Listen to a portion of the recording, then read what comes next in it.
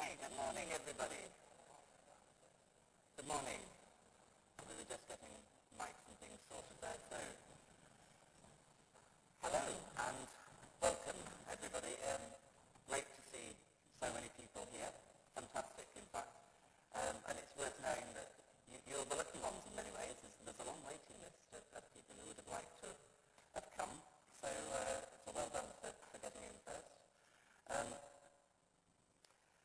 We also have some of those people who will be joining us virtually, so it won't just be what's going on in the room. We will be actually live streaming. So there'll be lots more people, hopefully, getting engaged with all of this. So that's absolutely brilliant. So just for those who don't know, I'm Kath McLean. I'm the Medical Director at NHS Improvement, and I'm going to be co-chairing the day today with Adam Sewell-Jones, who is over there. Wave or something, Adam? So we're going to be seamlessly handing over to each other, and one of the things you might want to reflect on is whether or not we manage that seamlessly. One of my first jobs, of course, is to do some housekeeping, usual sorts of things. We're not expecting a fire alarm today, so if there is an alarm, it's a good idea to leave. The two doors at the back with the little green men on them, and the two doors at the front. We don't anticipate such a thing, but obviously, in the event of it happening, we're best to get out. You'll probably have found toilets, cloakrooms and so on there at the back round the corner. And it's worth mentioning, we know everybody's very busy and so on. You'll want to keep in touch with things, but if we can make sure that phones and things are on silent at least, or vibrating or whatever you do with them, that would be really, really good. So before we get into things, just wanted to say a little bit about why we're doing this conference today. And really, it's not just meant to be a single conference, it's the start of something. So we want to see it like that. We kind of want to build a community or a movement around improvement. So it'd be really important to share what goes on here, and we'll talk to you about various ways that you can do that, and we will be doing that. The word improvement, of course, means different things to different people, and we just wanted to share with you what our interpretation of this is. And what we mean by improvement is really anything that will help the NHS get better. So anything that will help people at the front line who are trying to do their jobs to the best they can, where they can implement improvement techniques. So it's really very much about people working on wards or in theatres or in any other place at the front line, things that can make things easier for the staff and patients. So it's quite a broad definition that we've got, but it's in that spirit we'd like to do things today. In terms of what's a movement, I get onto much more tricky territory. So tricky that I'm not even going to try and define that. But we have got a short video, a TED talk. Some of you may have seen this before, but we thought it might be useful to share that and somebody else can show you what perhaps a movement is. So we'll just show that now.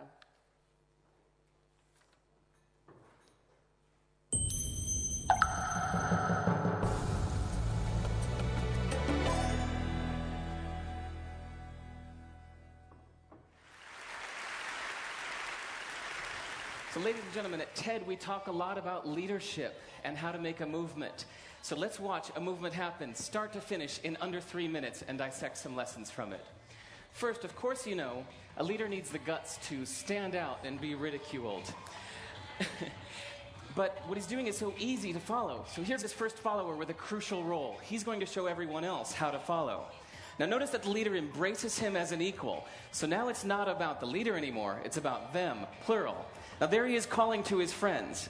Now if you notice that the first follower is actually an underestimated form of leadership in itself. It takes guts to stand out like that. The first follower is what transforms a lone nut into a leader.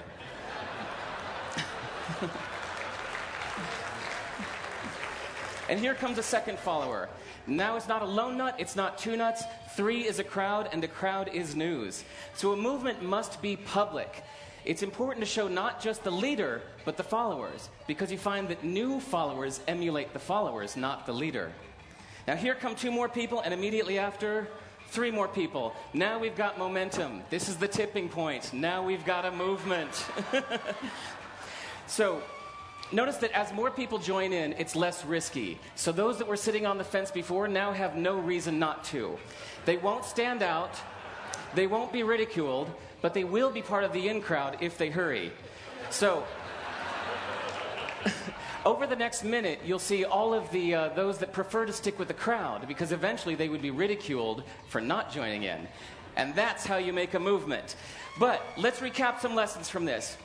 So first, if you are the type, like the shirtless dancing guy, that is standing alone, remember the importance of nurturing your first few followers as equals.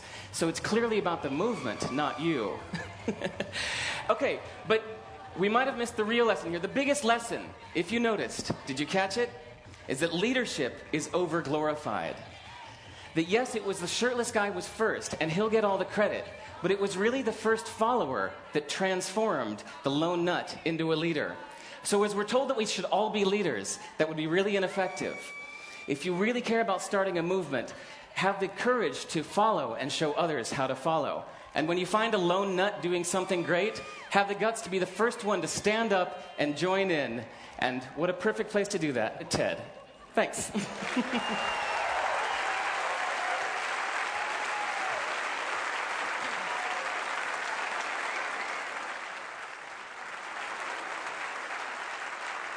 Okay. So as you can see, that's a much better description, isn't it, than anything I could possibly have done. So I think really what that shows is this is all about followership, and I think that's one of the big messages we wanted to get across today, is that this is not just around leadership, but it is around followership. Next thing just to say really is, seeing you all here, of course, and hearing from colleagues and seeing things on Slido. Slido is something, if you haven't come across it, Adam is later on going to explain all about it and show you how you can engage with that, but that will allow you to ask questions and so on with us. And some of you are already connecting with each other, and some of you want to sort of share your stories and so on. And I had one little story to share that says to me, how the importance of this improvement, being able to do something together is how important that is. Yesterday, I was with a trust. I wasn't actually at the trust, but I was with the people from the trust. And we had clinicians came together, and they did various things. At the end of the afternoon, one of them said they would drive me to the station, which I thought was very noble. It was a long way away. On the journey, he'd been thinking about the improvement things, and he turned to me and said, "How do I get to know where else is doing good things?" And I thought, well, that's excellent, because that's somebody drawing that straight from us. And I said, well, we've actually got a website, and this is a moment to just mention that, of course, we've got the improvement directory, which, again, I think Adam will want to say something about it at some point. But I think that pull from people out in the organisations is really important. So we're here to help, obviously, harness the experience of everybody has and be able to offer opportunities to share that. And given the current environment we're in, it's not really an optional extra to do that. We need to do that sharing and bringing about improvement. It should be part of everybody's job every day in their hospitals or wherever they're working. So to help you with all of that, we've got a very busy day planned for you. At this point, the agenda should appear in front of us, which is great. We'll be in this room for the morning, as you can see there. We'll be kicking off in a minute, really, with a keynote speeches from Professor Sir John Byrne and Jim Mackey. And then we'll tell you a bit about the Faculty of Improvement. And then we'll go into a session of question time. We're pleased to have a contribution from Roy Lilly. He can't be with us today. He's a member of our Faculty of Improvement, but we will have a contribution that we'll show again on the screen. We're keen, as I said, to share things. As you can see at the sides of the rooms, we've got what we're calling the marketplace. So people have brought along their examples of improvements they've made, and we would urge you to do that over lunchtime. And then in the afternoon, we'll be having a World Cafe session. So again, another chance to share, meet with people, and talk about the things that you're doing, or find out about things that interest you. We'll also be providing some time out for you to reflect, because I think that's always really important, isn't it? Sometimes at these things, it's so busy you don't have chance to do that. And we're really pleased that we've got Helen Bevan will offer some support and facilitation for that. And then we'll be hearing from Lisa Rodriguez and some sort of personal perspectives around improvement in the NHS. And then at the end of the day, Jim will wrap up for us. So moving swiftly onwards, I've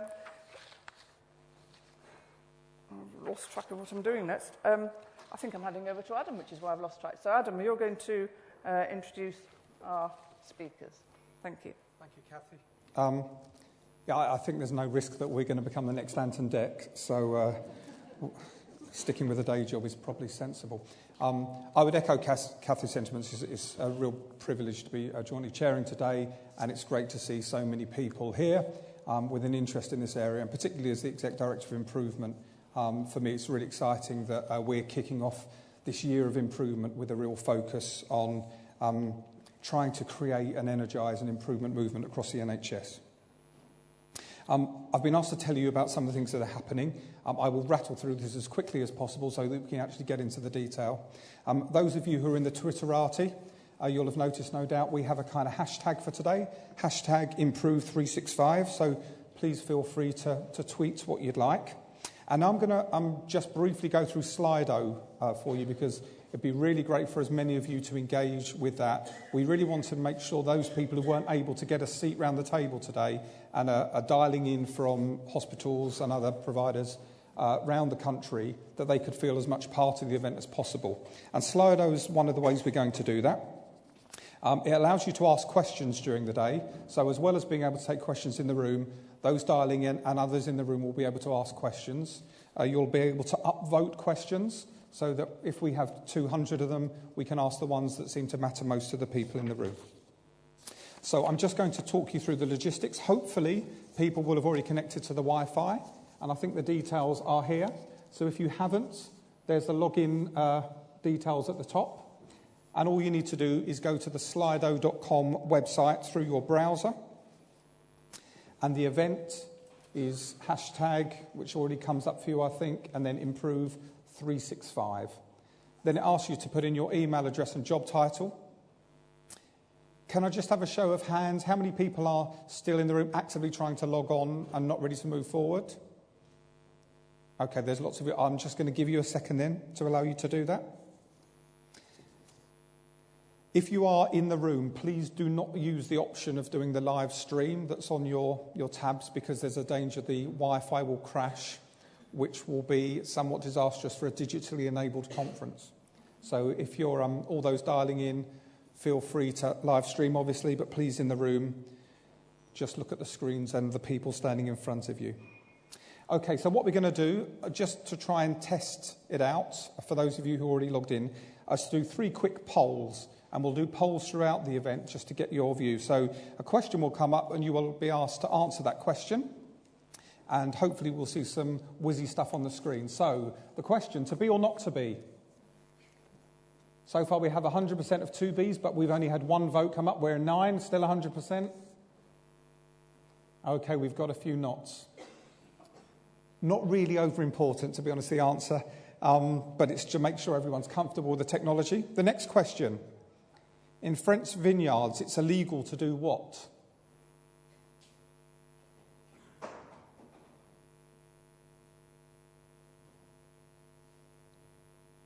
I understand there is a slight delay on those people dialing in, so when we do the polls, we will just give a few extra seconds so that the valuable input into the French vineyards is not lost from Birmingham or Manchester or wherever. So where the actual answer is Land of Flying Saucer. Apparently, Châteauneuf-du-Pape, back in the 50s, there was a spate of alien sightings, and they thought it was linked to the quality of the wine. So they made it illegal. And the final one to test, we will ask some more serious questions later on. Which is the oldest? Arnie, Camilla, or the NHS?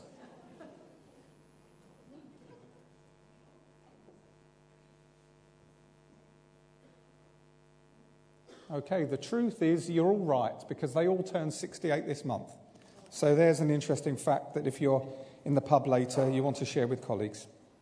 If anyone in the room has a technical problem, there are people at the back, colleagues, if you'd like to wave anyone who knows what they're talking about, grab one of those to make sure that you can get connected properly. Some of the other things that are taking place today, so we've billed this really as the launch of a year of improvement. And as you came in the lobby, you would have seen there's a big bit of brown paper, very low tech, with some big post-it notes on. We have started to populate some of the events, some of the things that are happening during this next year in terms of the NHSI contribution to some of that. But we want this to be the services year of improvement. So during the day, if you've got an event that you'd like to make more widespread or you just like to celebrate, please take the time to put your post-it note on. For those people dialing in, if you want to put something on Twitter with a hashtag, we will get that added. We will get it on the website, in social media, to make sure people are aware of all the stuff that's going on around the service. The next thing you'll see in the lobby is the postcard board. We're encouraging you to really, as a result of today, not necessarily make a pledge, but make some kind of a statement of something that you've heard today that you want to take forward. You've seen one of the presentations, you think you can apply that locally. We will then try and connect people who have maybe kind of linked in a certain area, so there's a sense of support, but also a degree of accountability. So maybe we'll send you an email in a few months to say, you know, you said you were going to do something about sepsis. How have you got on with that? Has it worked? So please take the time to put a postcard up on the back there. For those of you who have already registered, one of the first activities we've done in our year of improvement, we kicked off last week, which was around digitally enabled outpatients. Some of your organisations would have been represented at the kick-off event, and we're going to roll that out. I say roll out, a bit more pace than that really over the next few months. So those people who are already registered for that event at 12:30, you'll be shown to a room where that's happening. There are 2 or 3 spaces left, but only 2 or 3. So if there's anyone in the room that would be interested in that that's not yet registered, again, if you'd like to speak to the people at the back of the room, they can try and fill one of the last 2 or 3 chairs. 2 of the other bits that we've got, and these are the last 2 I'm going to talk about, we have a cinema room and the Red Bead room. The cinema room is an opportunity for you to see short videos of various improvement activities that's being done. It's actually really encouraging to watch, because in the mire of what's very difficult on a day-to-day basis, seeing how some people are making a difference. So I'd encourage you during those lunchtime sessions to go and sit in the cinema room and see what's being done around the service. And the Red Bead game was Deming's way of illustrating some of the importance of improvement and how a different approach is needed and managing variation. Don Berwick described it as his aha moment when he kind of saw this thing and really engaged him in improvement. So we're going to be running that. Unfortunately, Don, although he is a member of our faculty, isn't with us today. So we have our own Don in Kieran, who's going to be running that game a couple of times for you to take part in if you'd like to do so. And the final thing I'm going to say at this point is about photos. We are taking photos, video, because we want to be able to share the content of today more widely. If there's anyone that's particularly camera shy or is worried about appearing on police camera action or anything like that, please just make that known to somebody, and we'll make sure that we avoid your face. Maybe we'll pixelate it in the things. We've also got, I've forgotten the term, it's a visual recorder, thank you, in the corner there, who will be capturing the events in perhaps a different way, which will hopefully serve as a useful prompt. But that's enough from me. We now need to get on with the real content of today. I'll hand back to Kathy.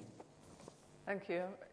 That's fantastic. I don't think we're going to quite make Anton Deck, as he says, really, but anyway, we will press on. So, loads and loads going on. I can't think what else you could cram into it, but I'm sure there might be other things you'd want to tell us about. So we're now going to move on to our first speakers. John's going to speak first, followed by Jim, but it's worth saying that I think many of you may know that Lord Aradazi was scheduled to be with us and to speak at the start of this. He's a member of our Faculty of Improvement, but unfortunately due to family circumstances he's been called away and he can't make that. So John has very kindly stepped in at the last minute, and I'm sure he's able to do that with alacrity, having seen him speak at things many, many times. Professor Sir John Byrne is a Professor of Clinical Genetics at Newcastle University and a non-executive director to NHS England, but is also a very active member of our faculty. And then following John, Jim will speak. You know, he's our Chief Executive, joined us last year, of course, from his role as Chief Exec at Northumbria Healthcare Foundation Trust. And he's going to spend a few minutes, really, talking to us about how our approach to supporting improvement is going forward. And after they've both spoken, we'll have some questions and answers. So this is a chance for, during their speeches, is to be asking questions via Slido. And then when we get to that, we'll take some of those questions, but I'll also take some questions from people in the room. So you can either put up your hand or contribute your questions. And in terms of how do we choose the questions from Slido, those that have the most likes will be the ones that get to go forward. So if you really want a question asked, you need to support it. Simple process. So, John, hand over to you. Thank you, Gav. Well, ladies and gentlemen, it's an unexpected honour to stand in for my hero, Lord Darcy. We just heard it's 68 years last week that the NHS was founded. 50 years ago, on its 50th anniversary, I should say, they had a very big event at Earl's Court. And I was invited to speak on the platform alongside the then shiny new Prime Minister, Tony Blair. It was a great honour to do so. We heard about equity and efficiency and how the NHS was going to change the world. And indeed, the reason I was there was to talk about DNA testing, which was an up-and-coming thing back then 18 years ago. And I think you'll agree that we are still leading the world in that area. It struck me at the time I was the only doctor on the entire programme. It was very much a political event. But then, having said that, we spend £100 billion a year plus of taxpayers' money. So it's inevitable that politicians will want and need to be involved in what we do. But as you're all fully aware, one of the downsides of that is we tend to get an awful lot of reorganisation, and an awful lot of what we end up doing is transactional rather than thinking about people, thinking about patients, and getting to the work we really want to do. Because this is ultimately a people business. It's filled with people who are passionate about their work, and it's the people on the ground who are best placed to see how we could do things better. The problem is, and I sit on the board of NHS England, so I see this sometimes, there's an instinct to micromanage. We want to kind of tell people what to do. You can see the right way to do it. But the trouble is, if you do micromanage from the top, it saps morale, it distracts people from innovating on the ground. In my own field, like many others, things are changing at breathtaking speed. We've just got to work out how to do more with a lot less. And that's the challenge for us. We've got to empower and support leaders across the system. We need to make local decisions, and we've got to integrate with social care. I think we all recognise how important that is to us. And this is at a time when we're facing the biggest squeeze since we've had in a generation. So this is not just a time for sort of salami slicing. We've got to actually reinvent the way we do some of the things. And the sustainability and transformation plans are one attempt to try and get people to really think deeply about how we do things. But improvement's got to be everybody's business. We've got to get our trainees working on this. We've got to cover the whole system, from ward to board, from Paul Bauman's office in finance at NHS England to the lady who's working out the rota for the outpatients. It's about everybody. It's about us doing the job we're trained for, but also trying to work out how to do it better. You've heard about our newly named shiny Faculty of Improvement, and we're about supporting experimentation, trying different ways to change the way we think about learning and knowledge. We want to strengthen and support networks, make peer-to-peer learning and communities of interest develop that will work with the system. We want us to share enthusiastically and honestly the bits that work, but also the bits that don't work, and we all recognise that they exist. I think, in my experience working in the NHS, although I'm a university professor, I was sponsored and my job was created by the NHS, by Liam Donaldson. And one of the things I come up against a lot is that people just can't be bothered. They're so stressed trying to survive to the end of the day, they can't bring themselves to think about change. So we are here to listen. We want to know what we can do to help you to develop a high-quality compassionate and continually improvement care. We all know that that's what's at the core of what you do, and it's why your staff come to work. And this is a crucial point. The talent and the capability to do this must come from within. This isn't about hiring in some expensive consultants from America to show us how to do things. We've got the skills ourselves. We need to, each of us, ask, what could I have done better today, or what could we have done better in our team? So our faculty is committed to trying to accelerate that improvement, and we're calling it an improvement movement. I think that works. We'll hear today some great examples of areas where in the NHS we've done things a lot better, but our job in the Faculty of Improvement is to encourage the spread of that. It's all very well doing it in one place. It's got to go across the system. I once opened a respiratory unit at North Tees, and I mentioned that they'd got a fantastic interaction with social care at Hartlepool. And the lady at North Tees said, oh, well, you can do that in Hartlepool, but you couldn't do that at North Tees.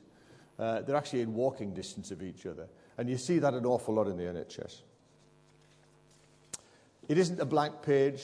We've got talent in spades, and we can and do lead globally. And certainly in my field, people look to the UK, to the NHS, for ways of developing diagnostic genomics.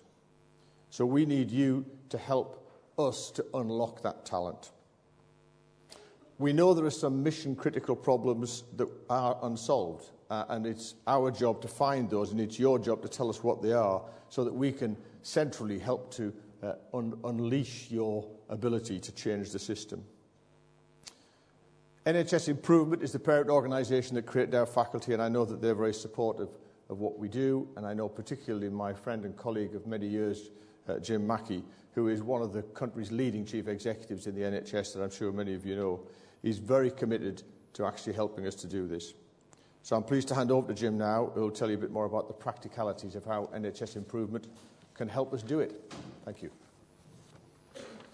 Thanks, John.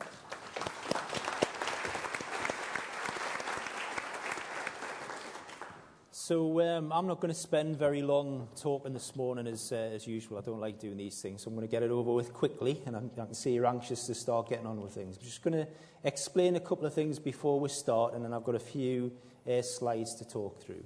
In the early months of this job, I had a lot of conversations with people about what improvement in the NHS should look like. And a lot of those models were central machinery to give instructions to the service, to give how-to guides, to give new guidance, new rules, etc. And as John said, and Kathy mentioned earlier on, we know that won't work. The NHS has got fantastic improvement capability. It's got fantastic examples of pretty much everything you want to point at. But what we haven't got yet is the ability to connect it all and energise it and give people a chance to get on and do that and learn from each other in the North Tees and Hartlepool way that John referred to. So that's really what I think our job is about. We've done this in a bit of a rush. So colleagues that know me better know I've got absolutely no patience. And I was a bit anxious a few weeks ago thinking about a lot of the narrative will continue to be about how hard the money is and how hard performance is and the staffing shortages, etc. And I really strongly believe we have to change this story. We've got to make things more positive. We've got to focus on what's possible and what's not impossible, etc. So the improvement, the improvement faculty and our work is an attempt to try and change the game, change the story, put yourselves back in control of this work. So hopefully that's what today is about. You've got loads of examples everywhere of really good practice that people will hopefully connect with, learn from, share. People are joining from all over the country. And then importantly, take back and do something with. So I'll just quickly run through the slides if that's possible. Who's moving the slide? Yeah. So as I've said, we want to put the sector, the NHS, back in control of all of this. So this isn't just about us in Wellington House or in Victoria or anywhere else. We want you to get on and do it, and our role is to try and help you. The NHS employs about 1 million people, fourth or fifth largest employer in the world. If the NHS can't do this by itself with support, we're all in serious trouble. The faculty is the is a hand-picked group of people who I think we've shared before, who are experts in their own way. They're not the only experts. They're people who I've bumped into, connected with, worked with in the past, other colleagues have.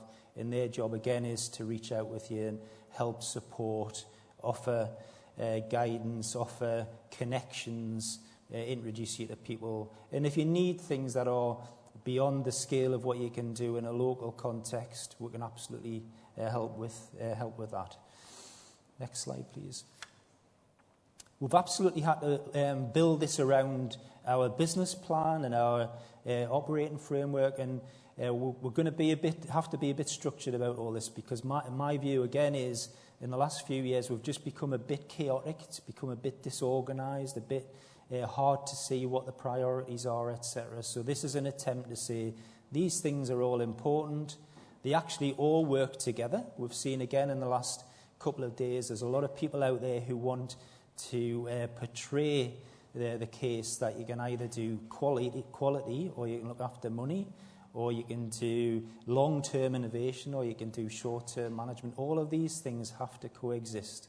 They do coexist across the NHS every day, and our most successful providers do it absolutely every day. So our oversight framework is an attempt at that, which we're out of consultation on at the minute. Next slide, please. We're going to run through in the key areas. There's people out there today who are going to take you through some good examples of success that people can learn from. You'll have things you want to share with them as well. So on the quality field, Barnsley Hospital are here to share their work on pressure ulcers. Next slide. In finance, we'll be building a lot of evidence on this over the next few weeks through the Financial Improvement Project, and we've got the Healthcare Quality Improvement Partnership here to show how to use data. With a lot of the things we're going to talk about today, good quality data is really key, and we've seen again over the last 6 months or so some really fantastic examples where that works really well across the NHS. And in terms of operational performance, there is a bit of a theme and a bit of a focus on ED performance. It's understandably a big priority for us. In my view, again, the public judge us on two main things. The first one is, if I try to see a GP, can I see them relatively quickly? And we're struggling a bit with that. The second one is, if you go to an ED department, is it absolute chaos, or am I seen relatively soon in a clean environment by people who care about what I'm here for and are skilled and in the right number to look after me properly. So East Lancs are going to share some experience they've had, which has worked really well in the development of their AMU. There's lots of examples across the country of strategic change, and the STP process is hopefully an example of trying to generate new, more sustainable models going forward, and we've chose today the modality Birmingham and Sandwell Vanguard scheme to do this. We could have had lots of examples again today. There will be lots of people who could well have presented on this today, who you will connect with throughout the event. And finally, and on the leadership and improvement capability, there's a long history. I think when John and I first properly met years ago, it was partly through the VMI thing in the northeast. Northumbria wasn't part of that programme, but learned from it, and it still stands. And you can go and touch and feel some of the legacy from that process that's been carried on some 10 years or so after it was initially kicked off. And with our programme with the new members, there's an awful lot to share, a lot of really good learning. So last couple of slides before we wrap up. So this is a genuine effort to provide support from a national body rather than control and dictation. We do really need us all to work together in all of this, and ideally I think a test for me, and try and remember this, that a test of success might be you actually organise this conference next year and you invite us. So NHSI comes and attends your conference to show that you've actually really put some energy into all this. You've taken control of it, and we're supporting you to get to where you need to be. We do need to support local systems in agreeing longer-term solutions, and the STP exercises an attempt at that. There's some sessions going on today. I did two 3 yesterday in the north.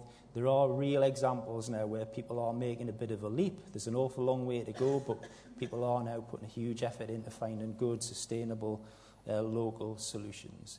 We need to do that in the context of understanding that we are still a regulator. So we're pushing the law and the regulations as far as we can and try to get the balance right with regulation as a final instrument after we've really exhausted all other avenues and make that as proportionate as we can be. And we're absolutely working hand in hand with the CQC every day. Today I'll be talking to Dave Bean about some of this stuff and how we integrate our work together. There's a huge leadership task in all this, and Adam's leading our work on leadership development, and we'll share that at a future time in a bit more detail. Okay?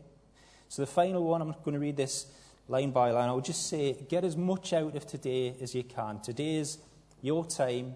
A lot of colleagues have put a huge effort into getting us here today, so thanks very much, and I'm really sorry for doing it at such short time scales. I promise I will do the next one with similarly short time scales as well, because it's worked so far. Hopefully the technology will bear up. But again, remember one thing: if you do nothing when you go home, you've wasted everybody's time and money. So don't do that. You've got a load of fantastic energy, resource, expertise, skills and experience in the room. So use it, share it, learn from each other, and go back and change things. Thanks very much.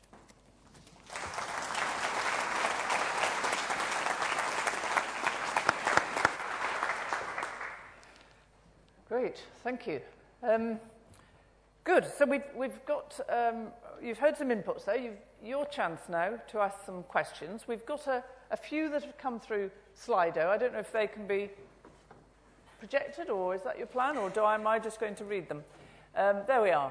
We've got several have come up there.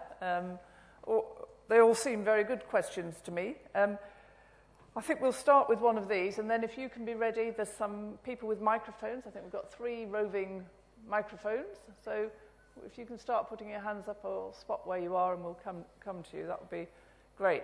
Let's start with the first question, which is basically, I think, saying, what are we going to do differently? There's been other organisations, there's been other opportunities around this. How is NHSI going to actually generate change at pace?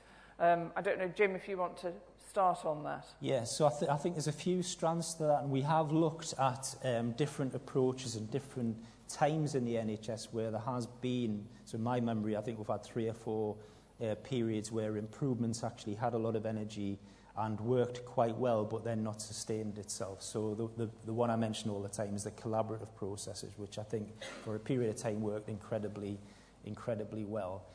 And I think they've not been sustained for various reasons. One is, as John said, we reorganise far too often, and that's disrupted progress. And I think second one is all these things require a constant effort to regroup and refresh. Things naturally run out of steam. People naturally run out of steam. And I think we didn't take stock and catch those things in enough time. Both of those things drive our desire to make this something that's owned by the NHS, because we will have another reorganisation at some point in the future. It's certain. The question is when.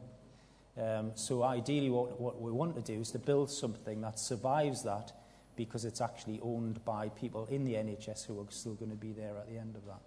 So, John, do you want to add something to that, or any further thoughts? No, I think that to some extent probably the fact that we've got a crisis is an advantage. The word in Chinese and Mandarin for crisis is also the word for opportunity. And I think, you don't need to convince people we've got to do something different. So I think maybe this is a palpably different time to what's gone before. Okay, thank you. I'll do another of these, and then if we can have some questions from the floor. I think this second one is a good one too, isn't it? So as part of improvement, there's a possibility you might fail. So how would we create an environment where it's actually safe to fail? Yeah. So I think this is all this is proven by what we do rather than what I say today. And I think what I would say on that is the NHS is a place that manages risk every day, and a place that nurtures innovation. And part of that is we have to fail at times. It's actually, it's a good part, you learn from it, etc. What we'll be looking for is that people have made good judgments, they've made decisions that have looked at risk, they've understood risk, they've made balanced decisions, and they've reviewed what was going on. So I'm not in a position that says take zero risk, first of all. I've absolutely taken a lot of risk myself in my professional career. I've got quite a high risk appetite. So do it, but don't do it foolhardily. And we'll support that process. At the end, if you've tried very hard and something hasn't worked, we'll support and try and learn from it. If you've done something completely blind without any thought, and it's put people at risk or it's put your organisation at risk, absolutely there's a performance management element to that. As John said, we're spending large amounts of public money and we employ huge numbers of staff. So do it carefully. Okay. Any questions from the floor? Anybody want to put up their hand and ask a direct question? This is your chance. You've got them here to ask. If not, I'll carry on. Did you want to? Yes, please. Can we have a microphone down here and then one up there? Hi, Lynn Hodgson from North East Ambulance Service. One of the things you tend to find sometimes is we do try lots of innovation in the NHS, but when it's not successful, we don't have an exit plan and we don't understand how to stop something as quickly as we've started it. If we do try things and they aren't successful, what support are we going to get to say to the public or to members of staff that that programme of work's no longer a programme we're going to pursue? Okay. Jim? It's a good question, Lynn, and I think we've learned a bit. I think that was one of the issues in the Cambridge partnership, where there wasn't enough thought at the beginning about what happens if this looks like it isn't going to work, and then what do we do about it? And that's absolutely normal business, it's normal good governance, it's normal risk management. So I think what we'd be expecting to do, and we can try and our guys can help you in developing approaches for this, is at the beginning think about different scenarios and how are you going to review whether things have worked in manageable chunks. So a lot of the measurement stuff you'll see today is about that. Are you where you want to be at that point? If not, what do you do about it? And then at what point, following several stages, do you decide this just isn't going to work, and how do you handle those conversations? And I see quite a lot of people who get the point where they think they just have to see something through because they've started it. But actually the real strength is having the guts to say we're just going to stop there and we're going to try something else now. The worst thing to do is to just keep ploughing on when something looks like it's not apparent. But I'll take from this, there's maybe something we could try and write up and work up something with you about how good governance would work around that decision making, maybe the comms approach, how you'd communicate it. Thank you, Jim. John, I just wonder from a sort of clinical perspective, you've been involved in networks of care, all sorts of things. You must have come across things that didn't work and what happened. Have you got any thoughts to share? I've tried things that didn't work, although I think sometimes things you think should work, but they haven't worked yet. And I think the bigger problem is that someone who works within a system can see how things could be improved, and they suggest it, and it gets about 2 steps down, and then it grinds to a halt. And my argument there is you just have to keep pushing. Always be pleasant. I've discovered on the rare occasions I've lost my temper, it hasn't helped. You just got to keep being pleasant and pushing, gently pressing the people who are getting in the way, because it takes some people longer time to adapt to the idea of change. And most of you are sitting here because you're probably sort of change junkies. And you've got to recognise that the people around you are often very resistant to that, sometimes for good reason, mostly just because they like the way things are. And so you just have to take that on board and just keep gently pushing. I've got projects that I've been working on for 25 years and I haven't got there yet. But the one thing we can keep coming back to is that we've got a really serious hole in our budget. We've got to work out different ways of doing what we do. That is a hugely powerful wake-up message for everyone who says we can't possibly do this. And you can say, well, we can't possibly not do it, because otherwise we're going to be in real trouble. Okay, thank you. And I think we take away from that question and answer something about how we do something to help where things do need to stop and so on. So we'll take that away. Let's have another question from the floor. If you say who you are and so on. Hi, I'm Rebecca Joyce, Service Improvement Director at Sheffield Teaching Hospitals. It's really a question about alignment across national bodies.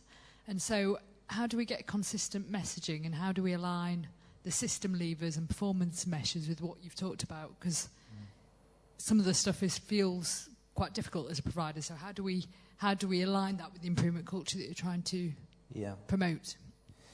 This is going to take time, and if you think of the planning round, the last planning round, we put a lot of effort in at the beginning to try and get alignment, and it worked really well until about probably the last third of the process, and then it all got a bit raggy. So we had an NHS England NHSI session last week to learn from that.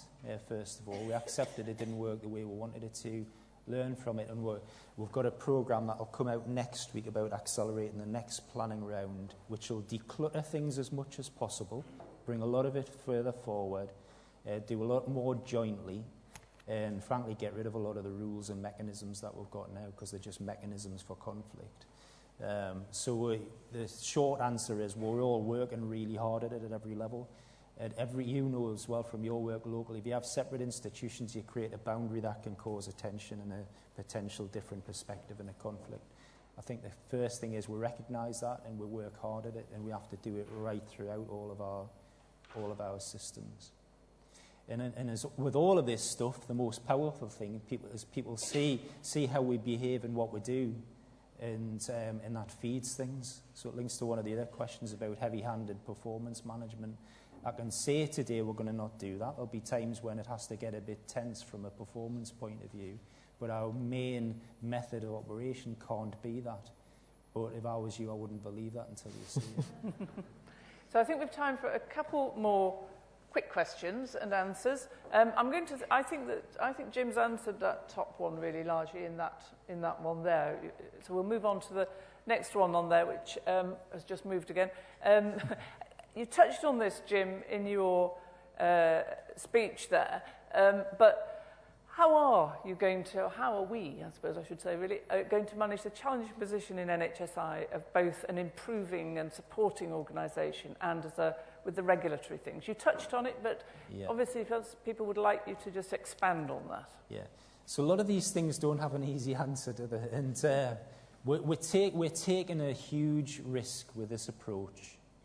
And there are a lot of people who think it won't work because they don't believe in the NHS in the way that a number of us do. So that's the first point. But there's a reality of the NHS is in a mess. It's been in a period of about 5 years of decline on all of the things that people would worry about. So I think what I would say on all that is we've got to dig ourselves out of some of our stubborn problems and show we can make progress, not fix them quickly, but make progress, at the same time as building the long-term and developmental approach. And we'll hopefully flip over time where colleagues will have more confidence in the longer-term approach because, frankly, we're getting more results. We're a results business. There's no other way of looking at it. We have to get results. We spend a huge amount of public money. And the thing that gives us time and space is showing progress on the things that we've given focus to.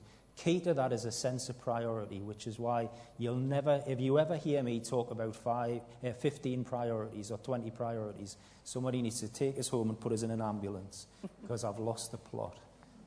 I'll only ever talk about 5 max priorities and will be really belligerent about it. But just as you will in your organisation, you have to manage the short term versus the long term, the operational versus the creative. It's life. And I suppose, going forward, you'll tell us if we've done this right or not, won't you? Yeah. So we're going to go to the last question, and I was going to try and combine a couple here, actually. There's one here that's around the workforce. Workforce is fatigued with change. How will NHSI help build resilience? And there's also one around the boards, and I would combine that with how do we help and support boards, both with the knowledge but also the capacity and capability to support this change. So I think this is one for you, Jim, I'm sorry, but I'll come to John in a minute. But could you just try and tackle both of those? So the building resilience in the workforce one and boards and stuff. Yeah. The workforce is our biggest issue. This has already been discussed. We're a people business. You serve, hundreds and hundreds of thousands of people every day, through a huge workforce, a really complex workforce, that in many ways is in terrible short supply and meeting terrible challenges every day. And there isn't a simple, single, short answer that fixes that, because some of the answers are really long-term. So my personal view is we need to have a really look at workforce supply. We need to look at the kinds of people we're producing, the kinds of people we'd need in the future, what skills they have, etc., how that needs to change, and make decisions that might take 15 years to feed through. And we need to do that quite quickly. And I've been involved in these things over the years where we ignore long-term decisions because they just take a long time, and focus very much then on the short-term, hand-to-mouth stuff. We absolutely need to fix some things that are very short-term, some very tactical decisions. And I think one of the biggest things we can do there is confront unsustainable service configuration and unsustainable models that are causing unnecessary stress, anxiety, pressure on staff and patients at a local level. So we're working through some of that now, and you'll have seen we've asked for some ideas on an STP basis there.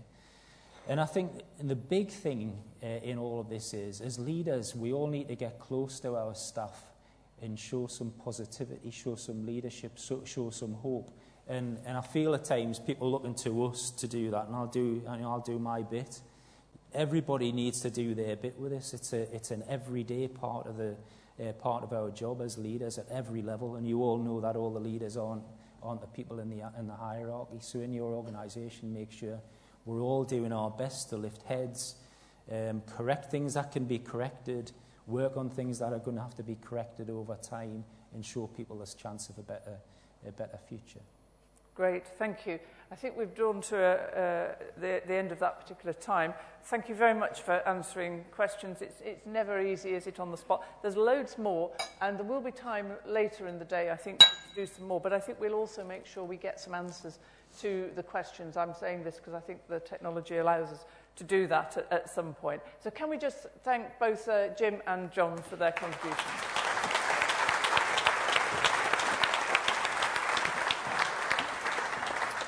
So I'm now going to hand back to Adam. I don't know which is Ant and which is Dec, but I'm handing over. Well, I did suddenly realise with John and Jim, the chances of us being Ant and Dec, when those two of them are sat there, there's no chance at all. I think they're not the little Ant and Dec, they're the big Ant and Decs. I'm just conscious that there are people standing at the back, and there are 1 or 2 seats around. If you have an empty seat on your table, would you just put your hand up so those people who might want to come and join can do? They might prefer to stand at the back, but it's a long old day, particularly if you've been stood on a train or whatever already. So we're now going to talk a bit more about the faculty improvement. You've heard a degree of that already.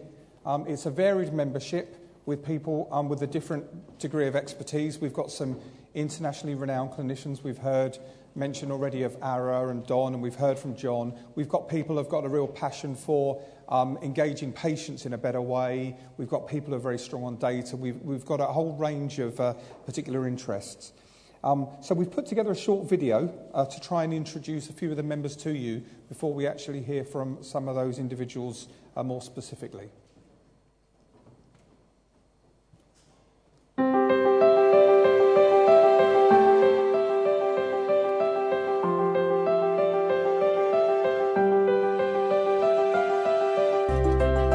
The faculty is bringing together a significant amount of expertise from the whole of the NHS to deliver a programme of work that will deliver sustained improvements to improve the outcomes for our patients across the whole service.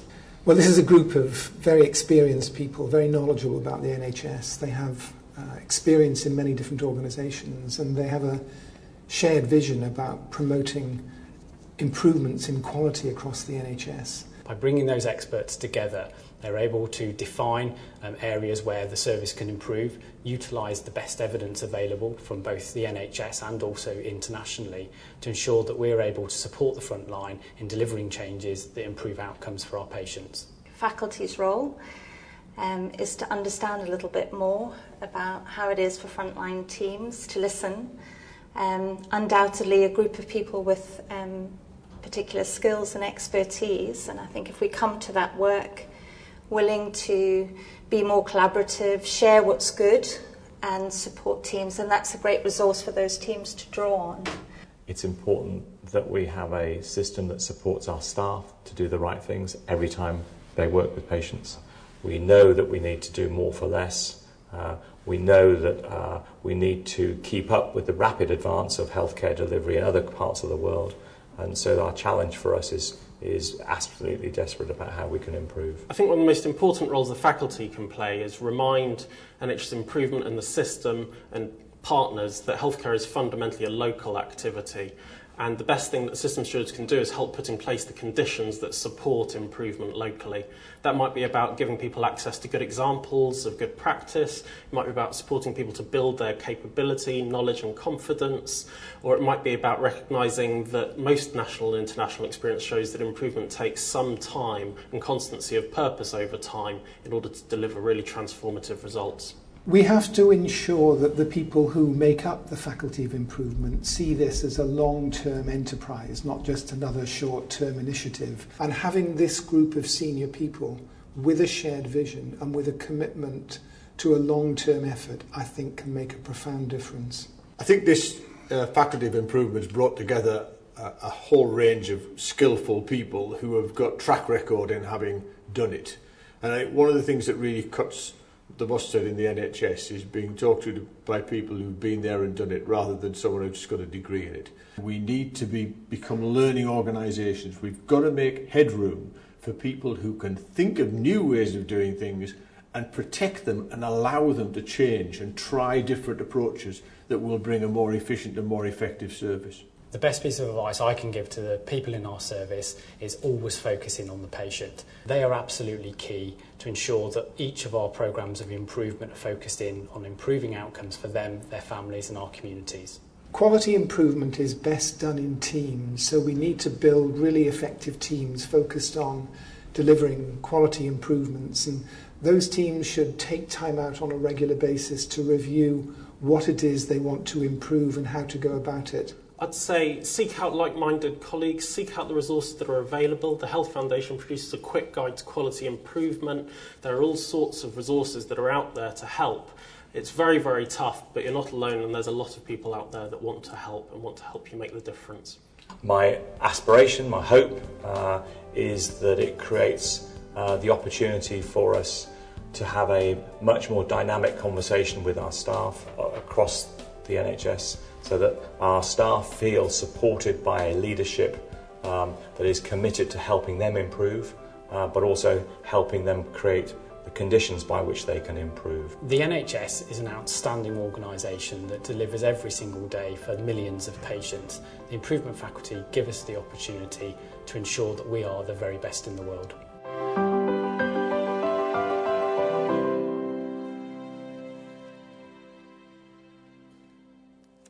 So hopefully that gives a flavour of the faculty. As you've heard, it's about enabling change, but it's also about holding us as NHS Improvement to account for some of the things around the questions we've already heard raised. These individuals, mainly in the faculty, are external to NHSI, and part of their job is to challenge us in terms of, are we setting that right tone? What could we be doing better? You would have been engrossed in the video, but you may have seen a poll has come up on Slido. That's it's not a voting one that we're going to show on the screen, but some questions will come up at various points, particularly during videos during the day, that people can share some more kind of narrative responses that we can reflect on subsequently. I would just point to a couple of things. In the pack, the nice bag you've been given today, there is some more details of the faculty, the initial work plan, and some other information about the members. But also Will mentioned the quick guide to quality improvement from the Health Foundation, and there's one of those in every bag. Some of you will think, I'm so far past a quick guide to quality improvement, so maybe the challenge is there'll be someone in your organisation that if you go and put it in their hand, you'll have created a new improvement enthusiast by one simple act. Others may think this is worthwhile having a look and sharing. So please don't put it in the bin at the train station, but actually do something active with that document. Okay, I'm now going to invite a few of the members of the faculty to come and join me in a kind of question time style session. So if they'd like to come and grab a chair, and then in David Dimbleby style, I will introduce them to you.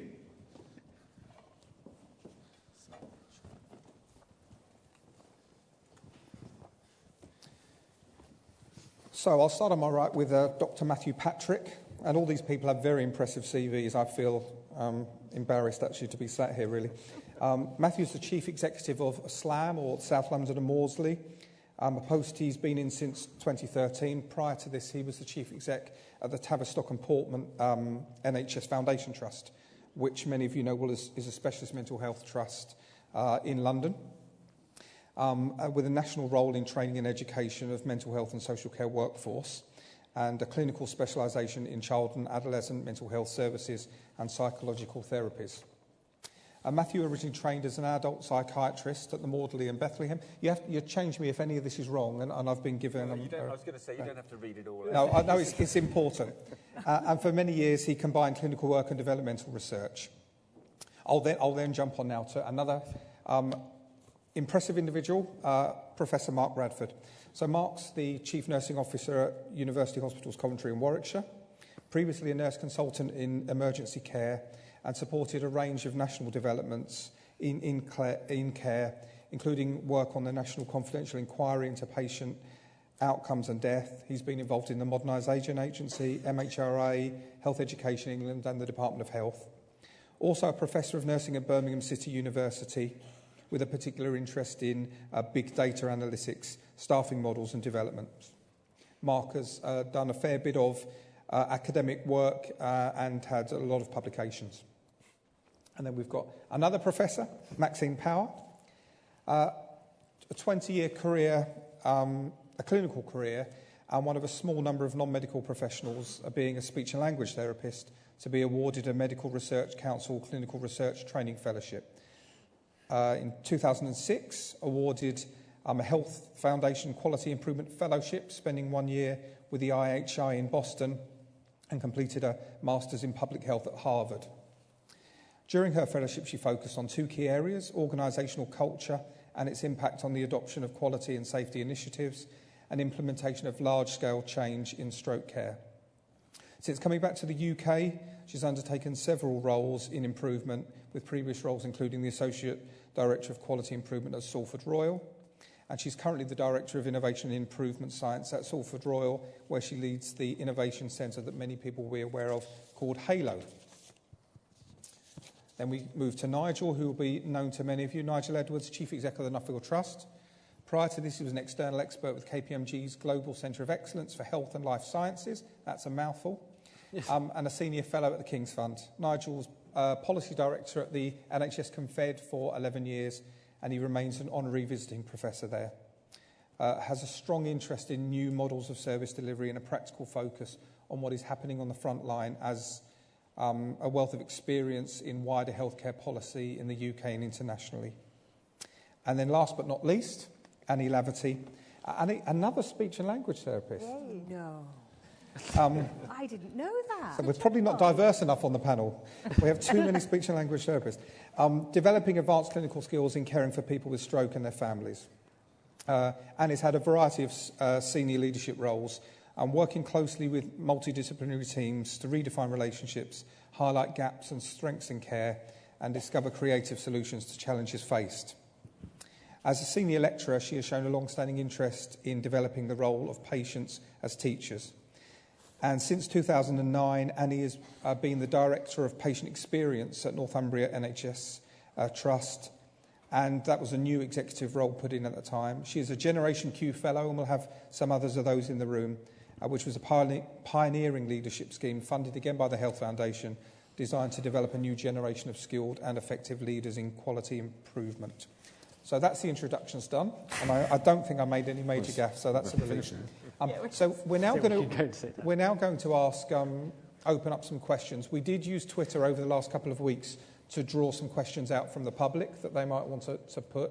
But again, please feel free to use Slido and we'll take hands. But the first couple I'd like to start with, and maybe I'll start on this end and we'll work round.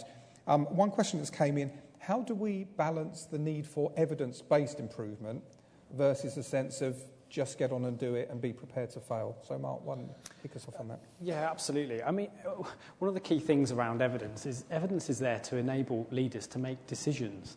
and support their understanding about what is the right way to go about doing something. And there's always going to be debate about various levels of evidence, but actually it's the leader's ability to articulate that into an organisation, particularly whether it's a significant service level change across an entire patch or whether that's something relatively small in a different pathway. But I think what we need to use is the expertise that sits within our organisations at ground level to understand what their understanding of the improvement should be, and guide them in an understanding what evidence base there is to support that decision making. Some things are really obvious, but actually they're difficult to articulate. A good example is things on a macro scale around, say, stroke and major trauma. It's really logical about what the evidence says in terms of outcome, but actually articulating that to communities and to clinicians is sometimes difficult when organisational sovereignty gets in the way. So I think there is a real role for leaders in terms of utilising evidence base in a really constructive way to ensure that they engage communities as well as also clinicians in making the right choices. Okay, thank you. Maxine? Yeah, so it's interesting because I had a slightly different read on the question. So when I read that question, I kind of thought, well, what we're talking about here is the fact that everybody, regardless of who they are or where they work in the system, has skills that they can use to improve stuff. That is just a given. We may not have all the skills, but we have skills, and we are using them, we are deploying them. And I think partly what I heard in the question was there's this inference that somehow you have to have been on a training course or you have to have a qualification in order to make change happen. And that's, quite frankly, not true. However, at an organisational level, if you want to change things systematically, then I think having a plan for how you build capability, how you add skills on, which will allow you to move more systematically towards an agreed goal, is absolutely essential. So one of the things that I'm really encouraged by, we've talked in the faculty a lot about, well, what would an organisational improvement plan actually look like? And how many organisations actually have one? And if you employ 6,000 people, how many of them do you need to have who have got a higher level of skill so that you can get to a deployment place where you can actually implement quickly? I'm not sure many organisations know that or health systems know that. So for me, it feels like the plan is kind of digging into this question about what can everybody do? What do clinical leaders need? What's the equipment that they need to make change happen? And then what do these super specialist people need to be able to do in an organisation to actually drive strategy and transformation? So I think it's quite an interesting one. Okay. Nigel, can I come to you? And maybe just drawing something out, I guess within the faculty we have individuals that come from a very strong research basis and are used to very clear evidence. We're going to hear in a bit from kind of Roy and the Academy of Fab NHS stuff, which tends to be a bit more let's just share stuff. Is there a right place on the spectrum between wait until you've got a randomised controlled trial telling you to do it versus I wake up this morning, I think something might work, let's have a go? Well, there are something. I seem very loud. Do I seem very loud to you? Let me. Yeah, I'm all right. Good. Okay. Yeah. So we have got some good examples where if we'd waited for randomised trials, we'd probably have had harms. And I think the Mary Dixon Woods talks about the implementation of the sepsis and ventilator bundles as good examples of where actually you've got enough components of the evidence to be able to assemble something. One thing I would say is I do see a bit too much hunch-based. Let's try this out without going back to what we actually do know. There is quite a lot of evidence. It's sometimes quite hard to interpret. It's quite often very context dependent, and untangling that is very difficult. But I do see quite a lot of reinventing the flat tyre when actually a quick look back at the evidence would have said that's not very likely to work.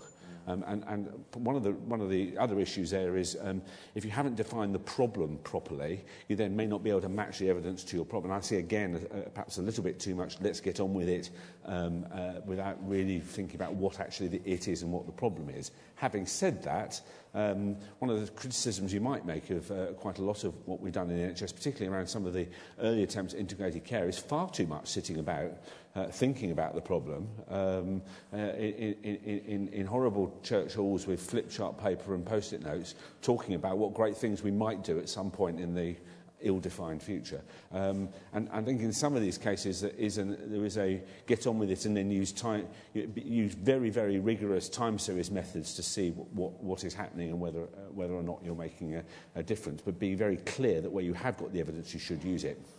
Thank you. Matthew. Yeah, just to follow on from that, I think there's a difference between, and I sound loud as well, wow, between evidence with a big E and sort of small e evidence. And certainly in mental health, we've got a real opportunity to industrialise best practice using international and national evidence. But I think we've also got to equip our staff to generate and interpret evidence at a local level. So everything they implement, they should be studying, they should be interpreting the evidence, and they should be shaping what they're doing on the basis of that. And I think that there's also a difference between evidence-based practice and practice-based evidence. We haven't got evidence for everything we do, but actually locally, a lot of people have a very good sense of what works, but they need to study it.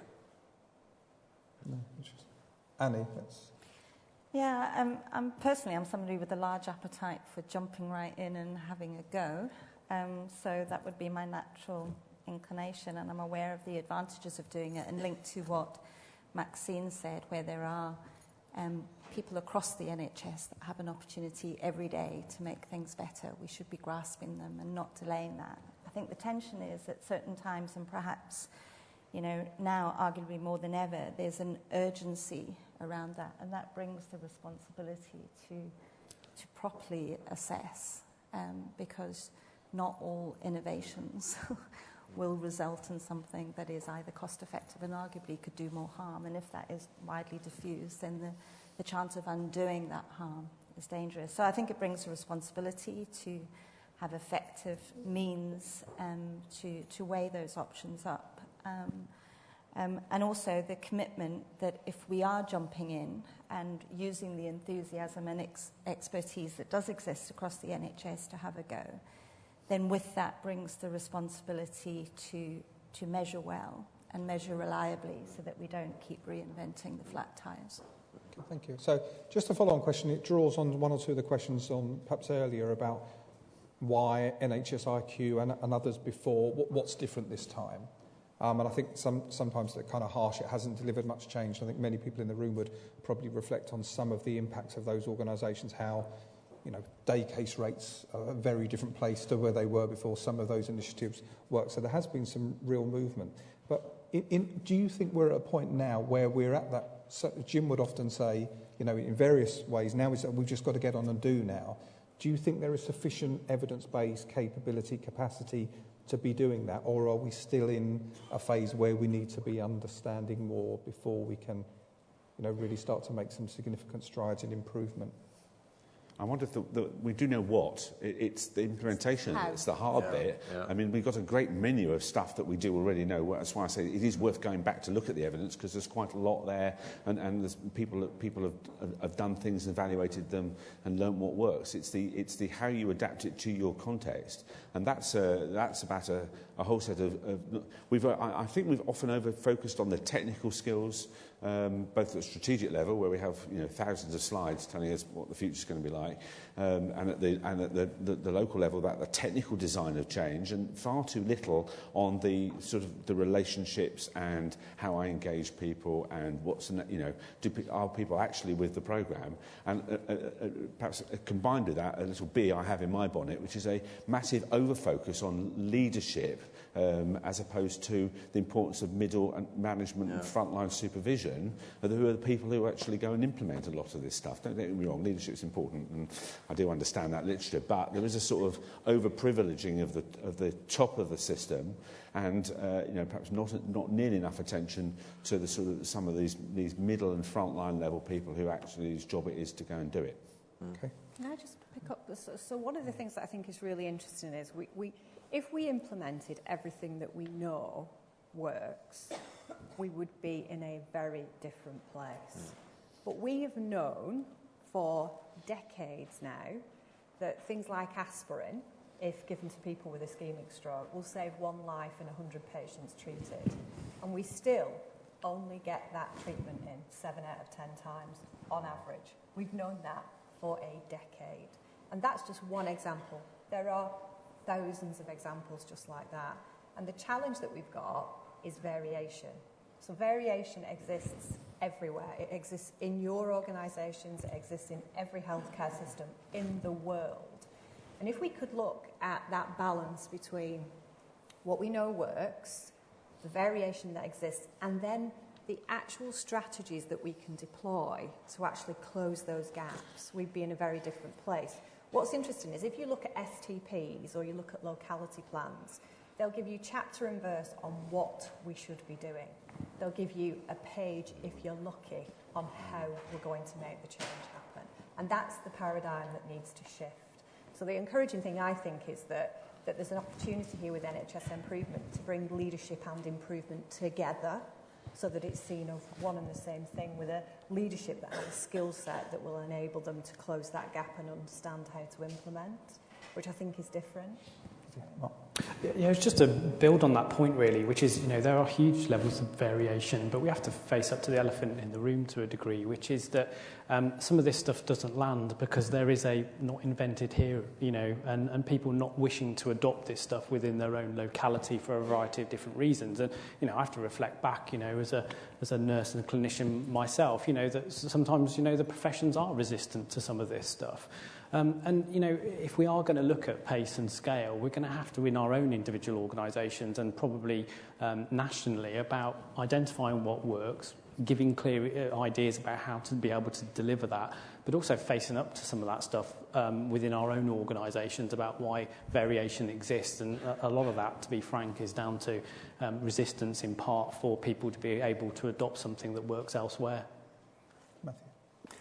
Yeah, I think this is getting to sort of the heart of the problem in a way, because you're right, I could list half a dozen examples of best practice that I know are not consistently being applied across my organisation. And that's shocking, but it's the same across every organisation. And we could go out tomorrow and define the protocols of care across the organisation. Would that improve compliance? Probably not, or marginally. And the issue for me is actually how we engage and empower and enthuse a workforce that this is something, so that they're in a position that this is something that they feel they own and they feel that they want to do and lead on, as opposed to the latest idea from a chief executive who's come in, and if they keep their heads down, it'll be gone in 3 years' time, along with the chief executive. Yeah, no, interesting. I'm going to move us on, and we'll ask this other question, but we'll open up for questions from Slido in the room. Not just questions. If anyone in the room particularly has a different opinion on what you've heard, there's an opportunity to... this isn't one-way traffic, as it were. The next question might be semantics, you might feel, but it might be some important point here in terms of, we've been asked, what do the panel think the difference is between improvement and change or transformation? And it might be quickly, nothing. It might be a very long answer. We spend far too long in the NHS on semantic debates. It's very noticeable. I'm surrounded. Do people remember the Hitchhiker's Guide to the Galaxy, where the people are marooned on a planet, and after 18 months, the marketing executives haven't invented the wheel? And when challenged, they reply as, well, if you're so smart, you tell us what colour it ought to be.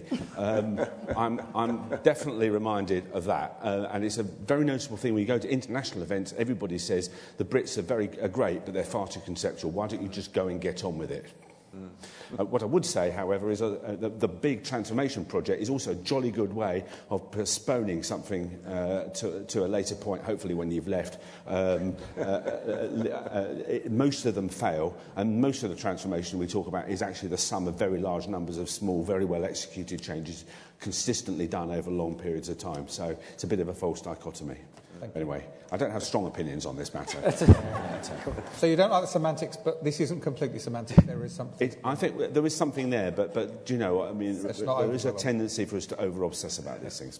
Come to Annie next. Well, that's the trouble. Put two speech and language therapists on a panel, and they'll tell you that they want to talk about semantics and words. But so I'm a simple girl. I think improvement is just making things better, but it doesn't always involve change. So sometimes related to Maxine's points, it's about doing the same thing, the right thing, but doing it more reliably. Change for me is just simply doing things differently, but it doesn't always. It can be small, it can be incremental, it can be large and hugely complex. It doesn't always result in improvement. So it brings a responsibility to really measure that so that you know that improvement has taken place. And transformation for me, a word that is overused and over-applied and never more recently than in the last few years, in my view. So from my perspective, it's inevitably large and hugely significant, really, and rather than a change that needs to be managed effectively in terms of spreading and sustaining, a transformation for me is about a fundamental altering of attitudes and behaviours from within, which means that altering is likely to be permanent. So for an example within my own organisation in the last 12 months, a change to the way that we responded to sepsis care, resulting in 158 lives saved and 1.65 million. That was a change for me. The way we deliver emergency care now, a transformation. And I think they're different. Okay. Can I just add, I want to sit on the fence a bit like Nigel and sort of posit that the word transformation should be banned from the NHS. And here's my argument. I'm sure there's many people disagree with me. I think it paralyses people. I think they feel that transformation is something that is kind of way beyond them, and it exists in an echelon, a layer of management where we need to be really careful about the words we use in empowering frontline teams to actually effect change. I think the difference between improvement, change and transformation is probably negligible, but I think there is a negative consequence of using that word with frontline teams in my experience. I have perhaps a slightly different view that, change is just moving people from A to B. It's giving them a clear direction of travel and getting the bits lined up so that stuff sort of happens. But innovation and transformation for me is slightly conceptual, but it's a way of thinking in an organisation. In our own organisation, we're developing an innovation hub, which is designed to give people the space to think about the stuff that we need to make happen and do. But actually, it's for the core management programme to be able to take those people once it's been defined from that A to B place. So relatively simple for me. No, I don't disagree with that. I mean, I just think that the overall message is rather like Maxine's, which is, there is a sort of getting on with it argument here, rather than over-obsessing about exactly what it is we're doing. But had a good definition, and I also agree. So it feels like let's not let the short term suffer because of the putting everything to the long grass. But your point, which is probably very pertinent in the current days, a change isn't always an improvement, and I guess we will see in the future whether current changes are and the political landscape are an improvement or not. But there's a danger we change for change's sake rather than making a difference. Okay, I'm going to take the first question of Slido, then we'll come to a question in the room. So if you want to indicate to a microphone holder that you are, I don't mean to, you are far more than microphone holders. But if you'd like to indicate you've got a question, and we'll save on the time. So we've got this first point about a movement really coming from the ground up. And the point has been made that there are very few frontline staff here. I would say the invites weren't specific, and it was those people that applied, and hopefully we will have a lot of frontline staff engaging digitally today and following. But how do we, if you like, from a faculty perspective, really genuinely engage the frontline staff in order to create this movement? So, views? I'll have a go at starting. I think I'd first of all just challenge the first bit of that question. I think a movement can start anywhere, doesn't necessarily have to start from the ground up, but the question is how it spreads, and you've got to be mindful of that. And if I talk about what we're doing in my organisation, because that's what I know, I think it's really important where you invest time and energy in people. It's all very well taking your board away for 2 days. In fact, we're doing that. We're taking the board away for 2 days to get high-level buy-in. But the vast amount of investment that we are making is in skilling up frontline staff and also a layer of middle management a critical layer of middle management. I think you started to talk about it, Nigel, but in an organisation of 5,000, 10,000 staff, the experience of the majority of staff, I think, is shaped by the behaviours of middle management at about band 6, band 7. And often we put those people in an impossible situation, saying, we're all up for improvement, but by the way, we want CIPs of 5% from you this year, and if you don't deliver them, we'll come down on you like a ton of bricks. And then we don't invest in them so they have the skills actually to manage. So getting them the management capability right at that level is critically important, as well as investing in the layer beneath that. Okay. I mean, it's a really important point. It's the leadership that sets the culture that allows this stuff to happen. And I've had a very powerful experience recently in our own organisation through our partnership with Virginia Mason. Some of the ideas in terms of the improvement, I may have had and struggled to deliver those sorts of changes, but actually when we've sat down with our staff and we've given them the time and the capacity and also the authority to go away and make these changes, they came up with the ideas themselves and they implemented in rapid order. So it's about creating a culture that allows that to happen through the leadership and knowing, say, actually this is important. And actually that movement, I think, happens relatively quickly when the conditions are right. Anyone else? I think one of the things that is encouraging for me, so as somebody who kind of lives in improvement, I run an improvement organisation which is nested inside a health economy. And actually, increasingly, we're talking about how we can nurture and develop a learning system. So not something that is deeply entrenched inside an organisation, but something that works for the population, so has population benefit. And I think, for me, this feels like the next 5 to 10 years of my career is going to be about how do we make sure that we can have a kind of shared language and a shared understanding of change with public sector partners, local authority, people in different organisations. And actually, we're trying to grow a movement which is, it doesn't really care about organisational boundaries, but it actually serves the person in the place that they live. That's kind of really exciting. And I think, but also it's kind of really overwhelming at the same time. But what I think is really interesting is that in doing that work, we've got partners in the system I work in who are actually a lot better at working with their communities than we are, and who we can learn from. And I think one of the things that healthcare can do in the future is reach out to people who do this work really well and start to partner with them so that we can build a culture not just of a workforce that is continually learning and continually improving, but whole populations of people who are moving in the same direction with this learning culture. So we have some evidence which we could use. Sorry, Annie, do you want to? You go ahead. I've lost my thread now.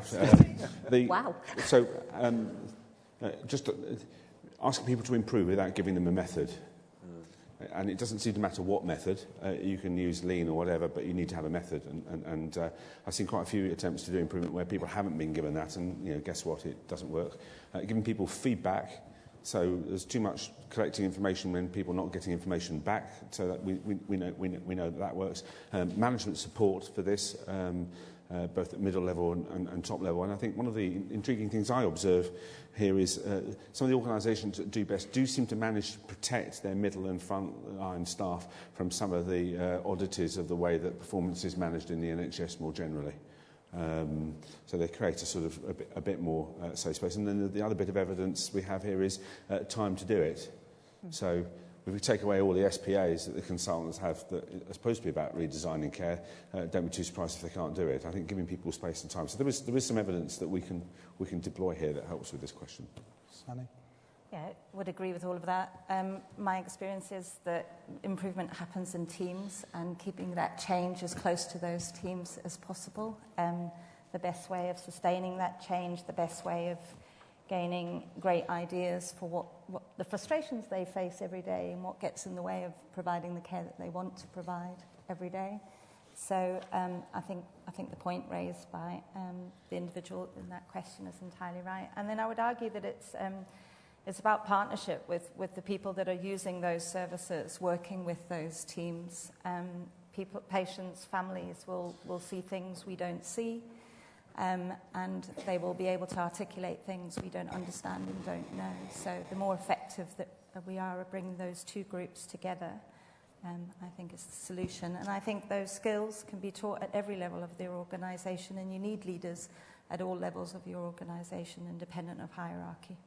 I think we also have to really recognise and hear and understand the experience of frontline staff at the moment, and it is hard.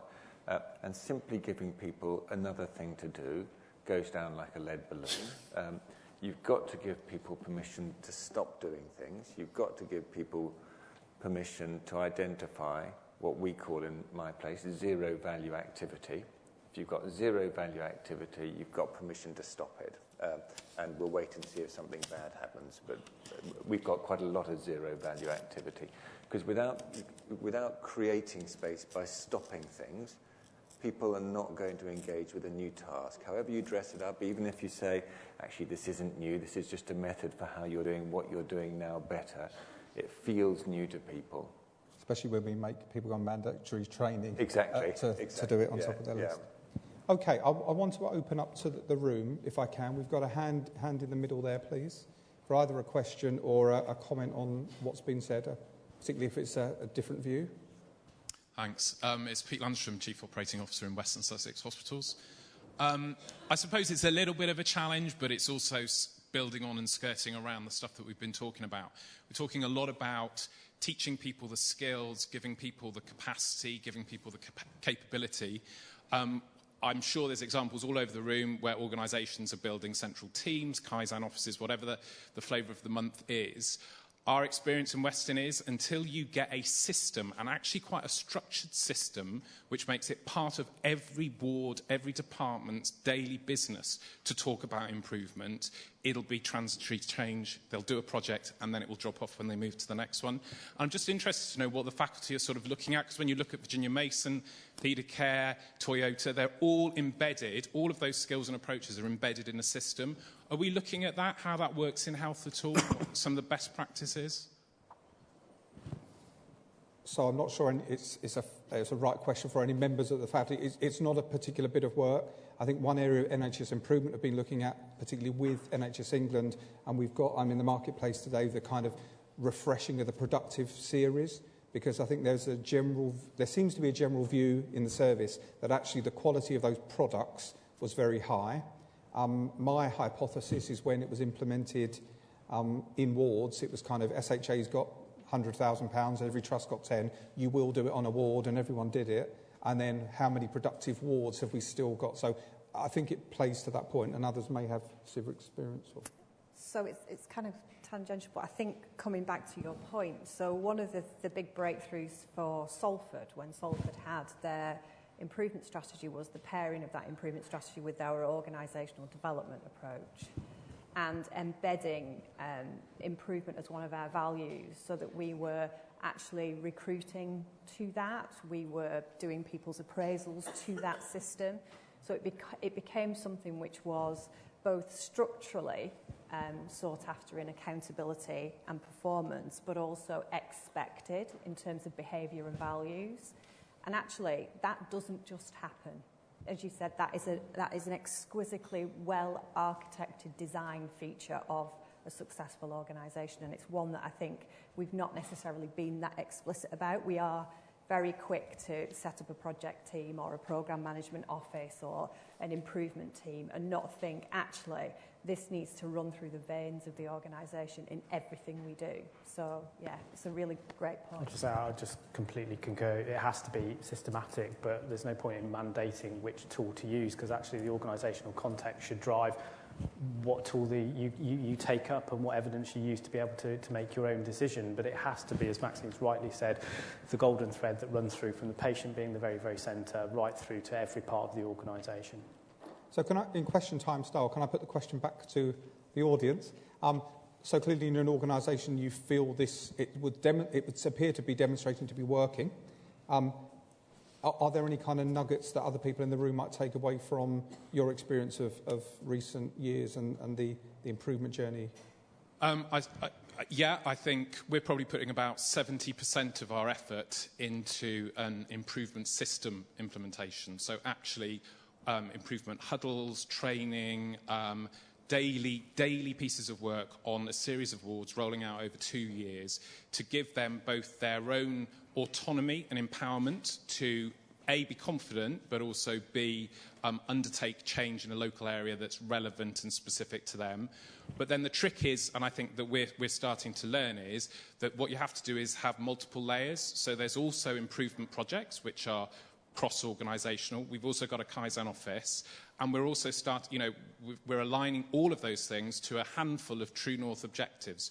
So a ward area might be working on falls as one of our key harm areas to improve, but they'll also have 1 or 2 other areas that are really local to them. It might be noise on the ward at certain points, it might be rounding, whatever those little issues are, I guess, which are very different in different areas. And for me, the thing that gets is the engagement and the belief and the ownership, because otherwise it's something that's being done to or done on top of.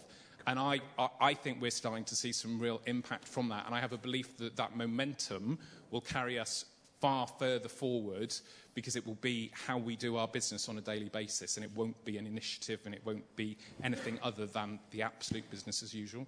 So I don't mean to put you on the spot, you didn't get any pre-warning, but I did ask a question. Picking up Matthew's point around, if you ask staff, even if it's about this is a better way to do it, it feels like more. How did you manage? Was it just the motivation of being aligned around an objective, or did you say to people, actually, you're going to stop doing some other things? So what we've tried to do is build it into the daily work of that unit, whatever that unit is. So we've got something rolled out across the entire organisation, which has been there for a while, around safety huddles, short, sharp, quick. Not big questions about how we're going to run the ward, the handover, all of those things that we do anyway within the NHS. What we've done is effectively remove some of the other things that we were doing in terms of specific interventions and things like that, and coalesced it all into a single, actually, this is the important stuff. So they will cover all of those elements as well as and as part of an improvement culture and an improvement huddle. And it sounds great, and we're by no means perfect, and we've got a long way to go, I think. But I think you can really see by doing that, they themselves have started to eliminate things. So we've not come in and given permission. They themselves have recognised that if they're aligned to delivering some of these key objectives, but also that general enthusiasm to run their area well, to deliver the best possible care, actually they themselves have kind of identified what's value, what's not, what's waste, and how they're going to approach doing it. Thank you. So over lunch, there's another stand, an informal stand you're going to talk about. Can I go back to Slider then, and we'll come back to another question. So this issue has come through, and there have been 1 or 2 kind of comments around patient involvement at the event, etc. So there is no patient representation on the faculty, but one of our, if not the first project that we're looking to take forward is one that Annie's leading with a particular patient focus. Would you like to just elaborate some of the thinking behind that and where we're hoping that might get to? Yeah, I think it's an essential commitment from NHS Improvement to signal a different ambition for working with patients and carers around improvement.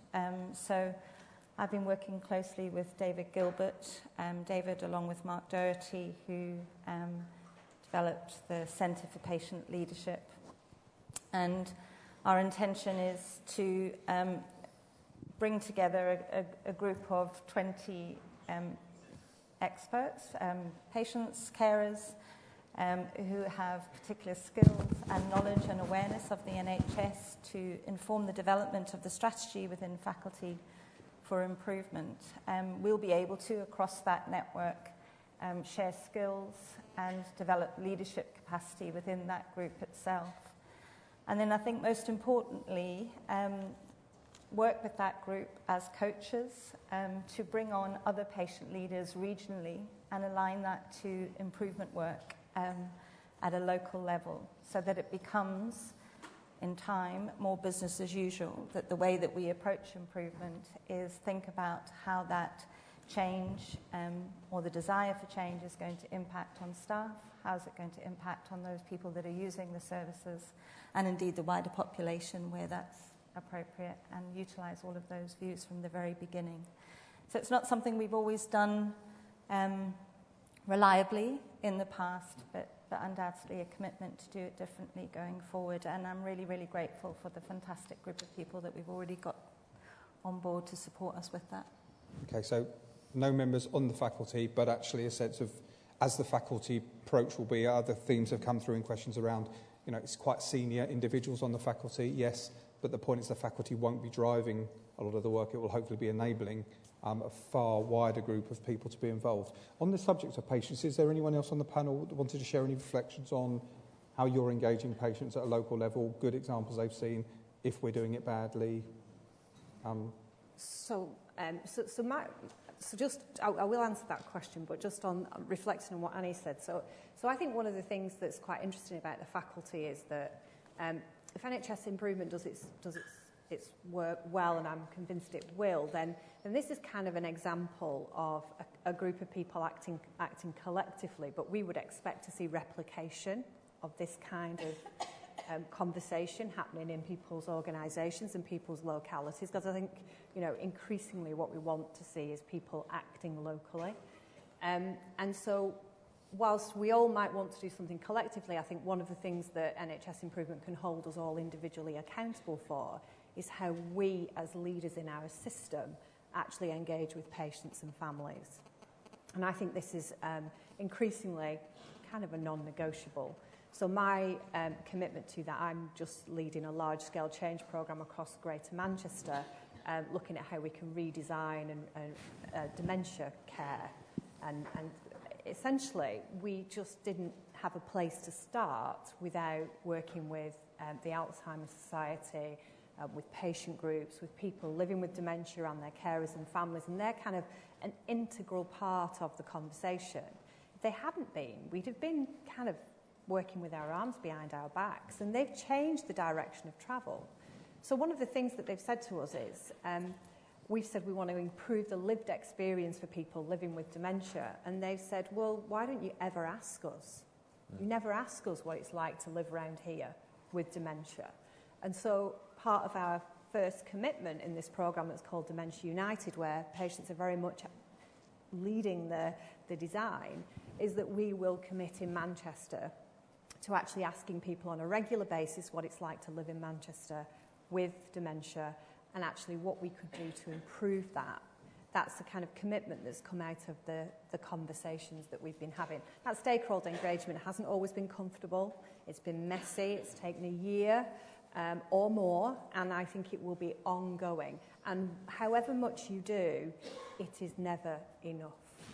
So for me, it's about trying to kind of really embed that as a design principle into everything that we do. Okay. We're short on time. I'd like to open one last question, either in the room or if not on Slido. If there's a quick hand, we'll take it in the room. If not, I'm going to jump to Slido. Okay, Slido wins. So this last point, and you've touched on it a bit already, the tension between legislation, if we're being honest about it, for competition, but a narrative that's very strong at the moment around collaboration, about population, about systems working together. How do we get beyond that tension, and how are you in a practical way making it and seeing it happen in your kind of parts of the world? Or is it not a problem and it's made into one that's not actually really an issue? I mean, I'll have a go at starting. I think it is potentially a problem, but I think there's a way around it. I think the way around it is to build a coalition of the willing, who want to share, who want to work together, who want to meet to share best practice, who don't see any competitive advantage in IP. All of the advantage here is about improving patient outcomes, and that's all about how well you can implement on the ground and how well you can change your organisation. So I think we very actively need to be building a coalition of the willing who want to meet regularly, share their ideas, share their thoughts, share their practice, without any sense of this being about competitive advantage in the marketplace. Ultimately, this is all about improving value, improving outcomes that matter to local people in relation to the amount of money we've got to spend. And from my point of view, if you encounter an obstacle or someone that doesn't want to engage, that's fine. You just move around it and you find the next person who does want to engage, and you start with those people. And I think that's how we'll make most rapid progress in terms of building a systemic movement in this area. Thank you. Nigel? Yeah, I would agree with that. Just one question I think we haven't really confronted. There seems to be a lot of procurement activity in community services. And I wonder whether any of that is used in a way that actually drives improvement, or whether it just drives reduced price and wastes a lot of people's time. Don't get me wrong, I think there probably certainly is a role for a well-done procurement if you know what you're buying, which we often don't in community services, and that you've got a clear objective about what you're trying to use it for. I don't know the answer to this. Perhaps people might tell me, but I have a strong suspicion that we've got we've still got quite a tail of procurement type activity, particularly in some of the local government procured services, particularly, but also in some community services, which is not really about improvement, it's about price, and it's wasting a lot. It's potentially wasting a lot of people's time with no particularly noticeable improvement in quality. Mm. I think. I'd love to know the answer. Are panel members feeling any resistance to your improvement work because people are wanting to step away because of a competitive thing going on in the background, or are you finding that people do want to engage with what you're doing? So for me, at a system level, I kind of work to a rule of 30% are going to come on side because, generally speaking, they do. You've got this middle group of about 40% who are maybe going to come on side but might have some concerns, and some of those concerns might be about competition. And then you've got 30% who are not going to come on side no matter what you do. And actually what's really interesting is you need both competition and collaboration, I think, in a healthy mix. So I'm quite encouraged when people feel competitive, when they come in because they want to see what their neighbours are doing, or they want to know a little bit of internal intelligence. I really think that we need to kind of go, that's okay, that's absolutely okay. Let's see who comes out of this on top. So I'm sort of into this notion that improvement's a bit of a contact sport, and that it's not necessarily something where we all have to hug trees and sing Kumbaya. You know, we can actually do this in a way that is kind of quite hard. And so, you know, for me, I think it's a kind of an interesting question, because you can look at it at the system level, you can look at it at a business level, or you could actually say, well, what does this mean to teams? And I see it in that bit about what it means to teams, and competition's good.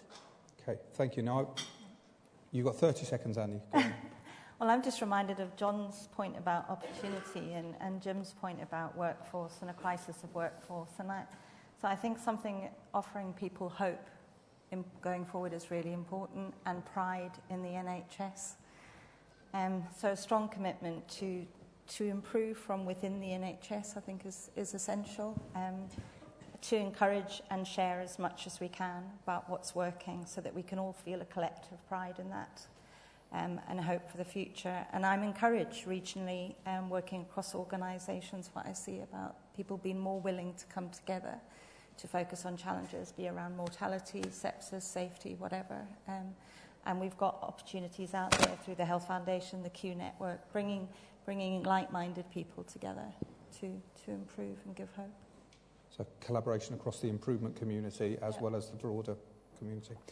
So I'd like to thank the members of the faculty here, but also the wider members of the faculty who give up their time to voluntarily to kind of help us with this work. But if you'd just join me in thanking the members here who've shared with us this morning.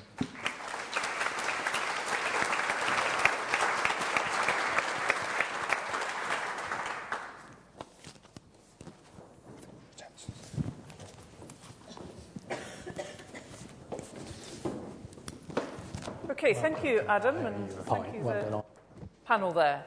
We're handing back to me for this very last session before lunch. Conscious you've been sitting for a while. If anybody feels they're about to develop a pressure sore, you have 30 seconds in which to stand up and sit down if you feel the need. But we will be finishing this fairly shortly, so you'll get on to some lunch. So, just a couple of thoughts I'd had from listening to that session. One was this the concept of a methodology seems really, really important, and it may be worth mentioning that we have got, as well as the great work that Western Sussex are doing, that there are a number of trusts, there are 5 trusts that are working with the Virginia Mason programme as well around a methodology, and I think looking around the system there are lots of places that have got a methodology. It's worth seeking those out and having a look. As somebody said, I don't think it matters what the methodology is, it's having one. And the second thing I picked up was there's quite often we don't want to do it here or we don't know about it. And another small story from a visit I did about 10 days ago to an organisation, and I was going around the wards and so on, and I knew that this was a particular place that had some trouble with making sure that equipment was checked, that it was safe and all that sort of thing. And I said on this particular ward, was a sister in front of me, and I said, how do you know, how would you know that all your equipment's checked and people have done all those, the drug cupboard's been locked and all the rest of it? And she said, oh, I have a checklist. I said, good heavens, you have a checklist? And she ran off and produced this checklist, which was on a clipboard, everything signed and everything. She oversaw that, and I said, well, that's fantastic that you're doing that. I said, is that done on every ward in your hospital? And she said, I don't know, I don't think so. And it was just stunning, really, the thought that, so I suggested that perhaps she would be a great ambassador for this and could go around the whole hospital. And so I think sometimes the improvement is there on the doorstep. The final thing then, really to come on to, is we mentioned that Roy Lilly couldn't be actually physically with us, but we have a video, basically.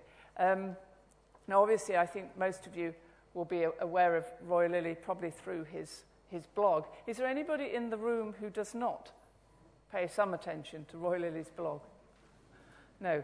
Now, he's developed a movement there, hasn't he, somehow or other, which is good. But he also, along with his blog, he does many things, but he with Dr. Terry Porritt have developed the Academy of Fabulous Stuff. And again, I'm sure you dip into that. So we're now able to show a video which will give some of the perspectives from some of that. And then I'll just wrap up with telling you a little bit about the afternoon before lunch. So I think that video will now magically appear. Fantastic.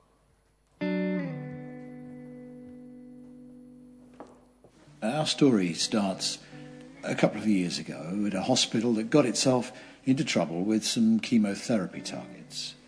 People didn't get the treatment that they needed to have on time. A couple of people died, and we don't know whether they died because they didn't get the treatment on time or whether they were very sick anyway, and they might well have died. The hospital, for reasons that I just don't really understand, lied about hitting the targets. They falsified the documentation, and when it was discovered, the chief executive lost his job, the chairman went, they've had goodness knows how many interim managers coming in to help them run the hospital. Nothing has gone right since that moment. What turned those people with a strong sense of vocation into liars? Why was it that good, honest people were more frightened of the regulators, more frightened even of the regulators than they were of the relatives and patients that they were looking after? It's at that point I realised the barriers to change and innovation were much bigger and heavier than I thought. And it was at that point I started to think about the Academy of Fabulous Stuff. Somewhere where people could go to share best practice. They could say, we've got a problem. Have you got that problem? Can you share me the answer? Hello, my name's Dr. Terry Porritt, and I'd like to tell you about the achievements of Fab NHS Stuff in the last 18 months. We've had nearly 1,000 shares to the website, and that equates to over 500,000 page views, with up to 4,000 page views a day. We've got 10,000 Twitter followers. What are they looking for? Small changes, small solutions, alongside large organisational change, all of which is often transferable and generalisable. A London commissioning group looked at vaccinations. They knew that people were not coming back for their booster part of the vaccination. They wanted to improve the uptake, so they created a dovetail model of delivery. What's this achieved? Well, it's saved 2.1 million GP and practice nurse appointments. And it saved £3 on the national tariff for each vaccination. Roll that out nationally. What are we going to save? There were over 160 email inquiries to replicate this service. A recent share looked at the use of twiddle muffs for patients with dementia who are at risk of becoming agitated. Well, you may scoff that this is a little thing that makes no difference. It's been rolled out widely across the country now, and formal research being undertaken is already showing a decrease in the amount of medication required for patients because of anxiety. Don't mock the little things.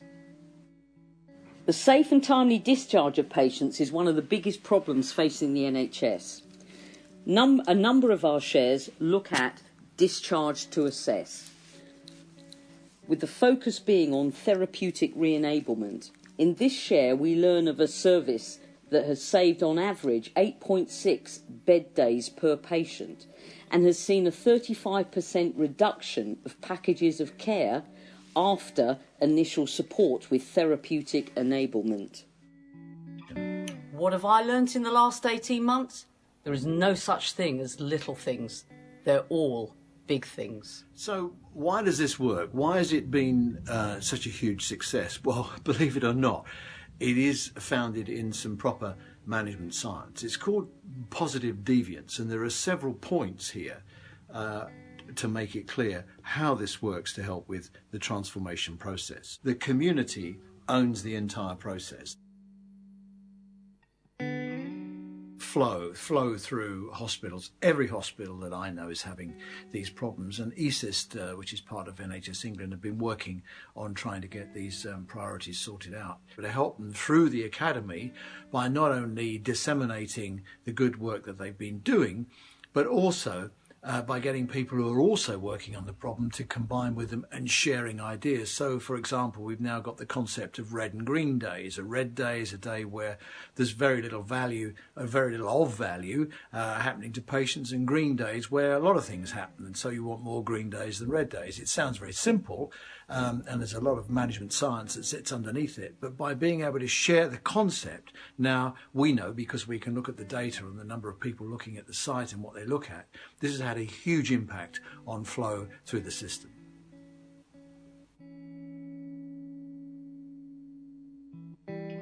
So we've recruited now about 50 fabulous ambassadors, we call them, ambassadors to the Academy.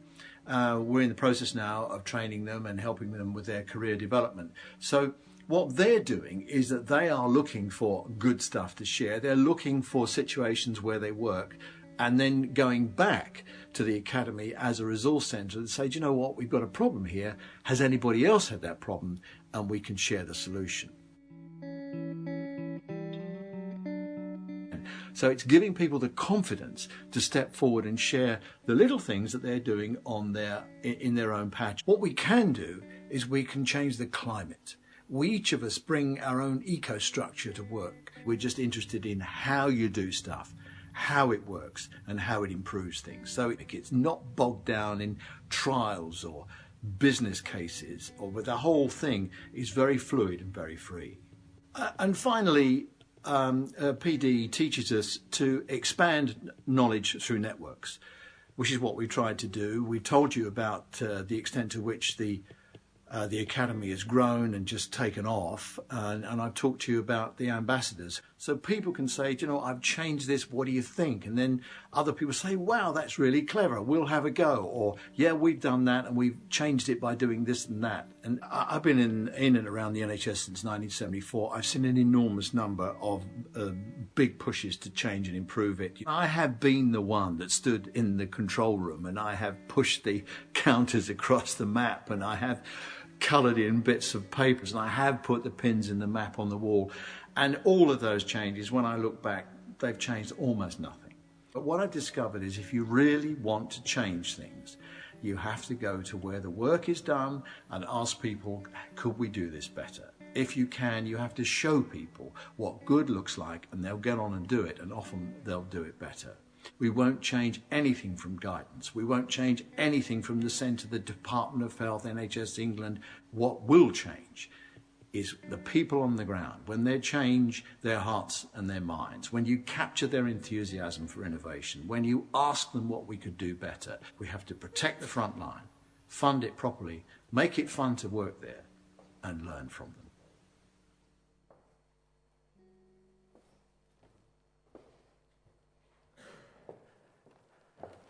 Okay, hopefully you found that quite interesting and inspiring. Great. So let me just take you into this final little bit before we close and then go to lunch. A few minutes just to explain some of that, because there are a few things you'll need to do afterwards. So over lunch, I think we've got a decent amount of time for lunch. So you'll be able to go out to the back, get some lunch, and I think it's going to be in a bowl, so you can bring it in. And go to have a look at the marketplace. So if you could engage in that over lunch. You can see who the exhibitors are and the different projects that have been brought today. We've also got, I think Adam earlier mentioned some of the things that are going on. There's a digital outpatient session at 12:30 in one of the breakout rooms at the back. If you've registered to attend that, there'll be people out there who can direct you to the right place. I presume that if you've not registered, there's no space. You can try, says Adam. You can try. It's always a good idea to try. The cinema will also be open. That seemed a good thing to do again. Go and see the short film, I think, will come on several times, so you'll get a good chance at that one. And then the red bead game, which you heard about earlier, there'll be 2 rounds of that, one starting at 12:10 and one starting at 1:50. Really good interactive learning that you'll be able to go and have a go with and get back to the basics of improvement, which I think is a bit of a theme, is get back to the front line and basics. So do go along and try those. So we're all going to come back here at about 1:30, well, not at about, at 1:30 or before 1:30, and we'll go into the World Cafe sessions.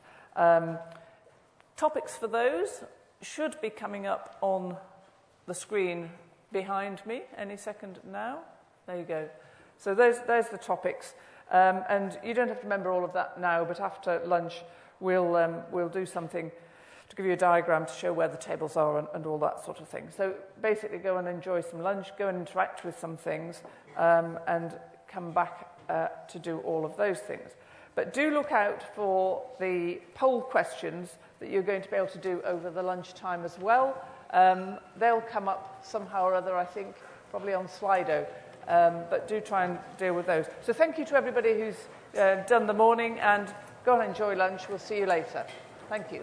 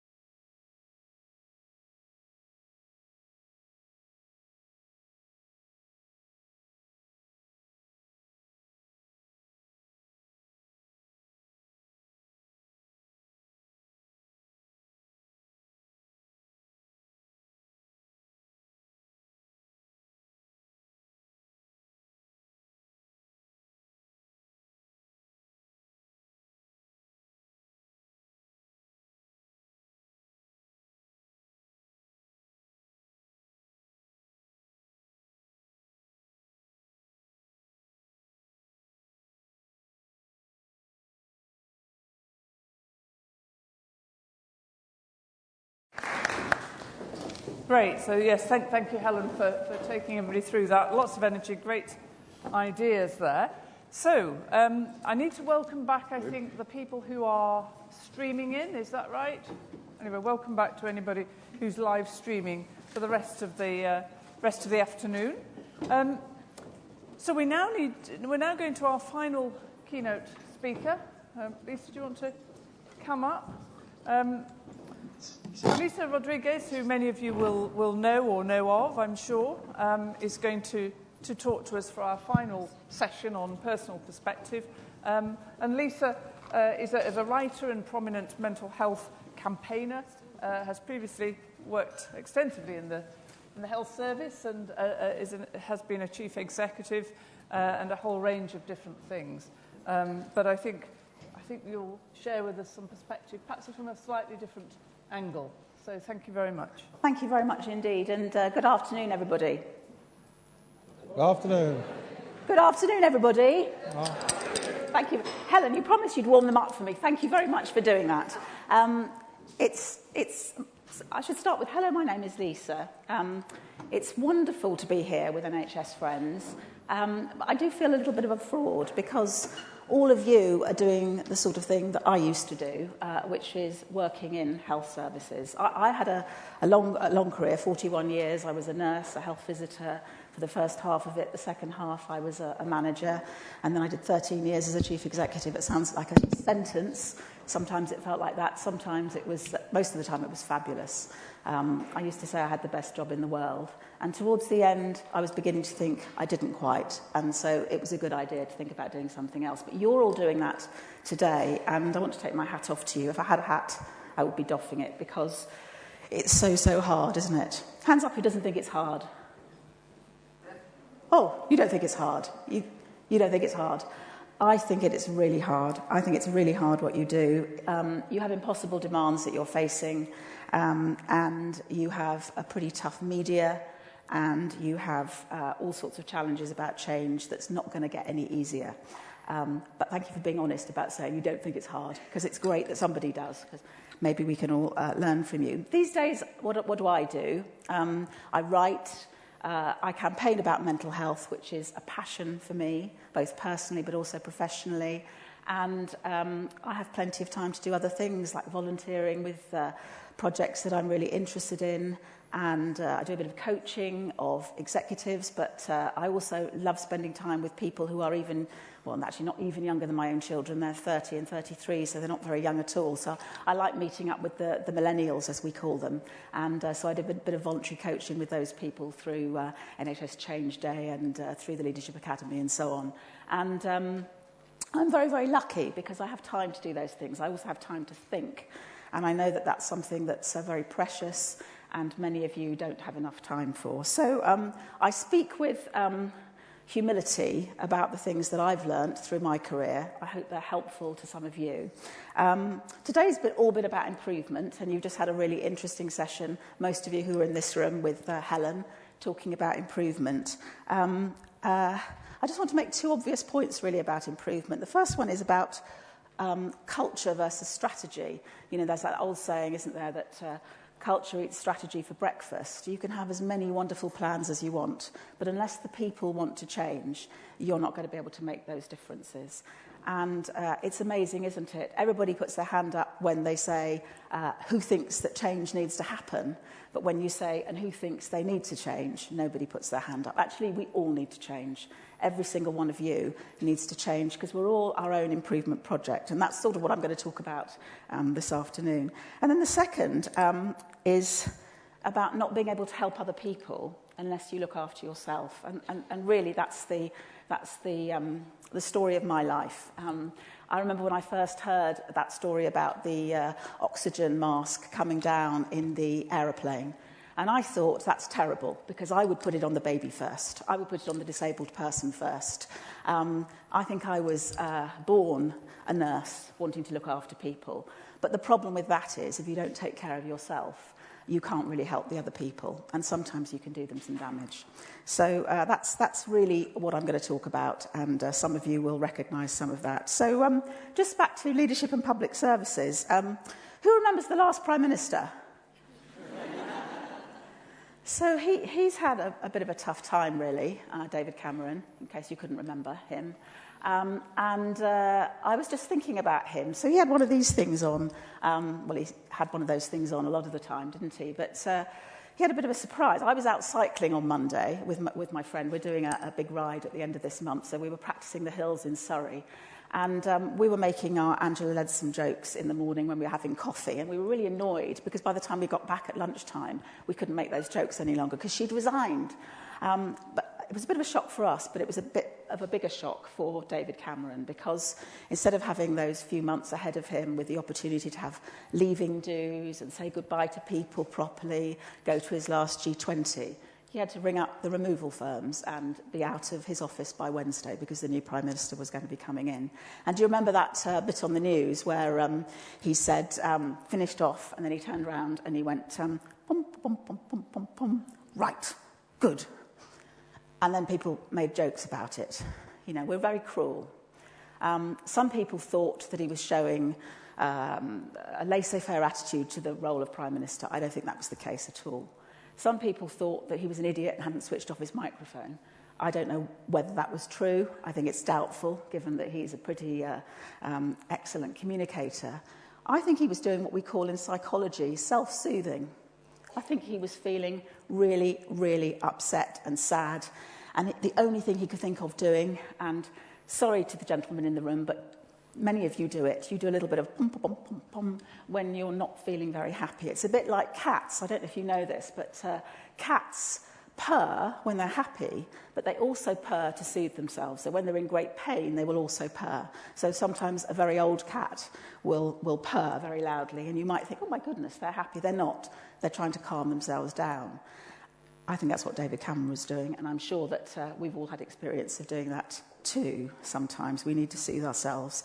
We live in a post-fact world, don't we? Who read the article by Catherine Viner earlier this week in The Guardian?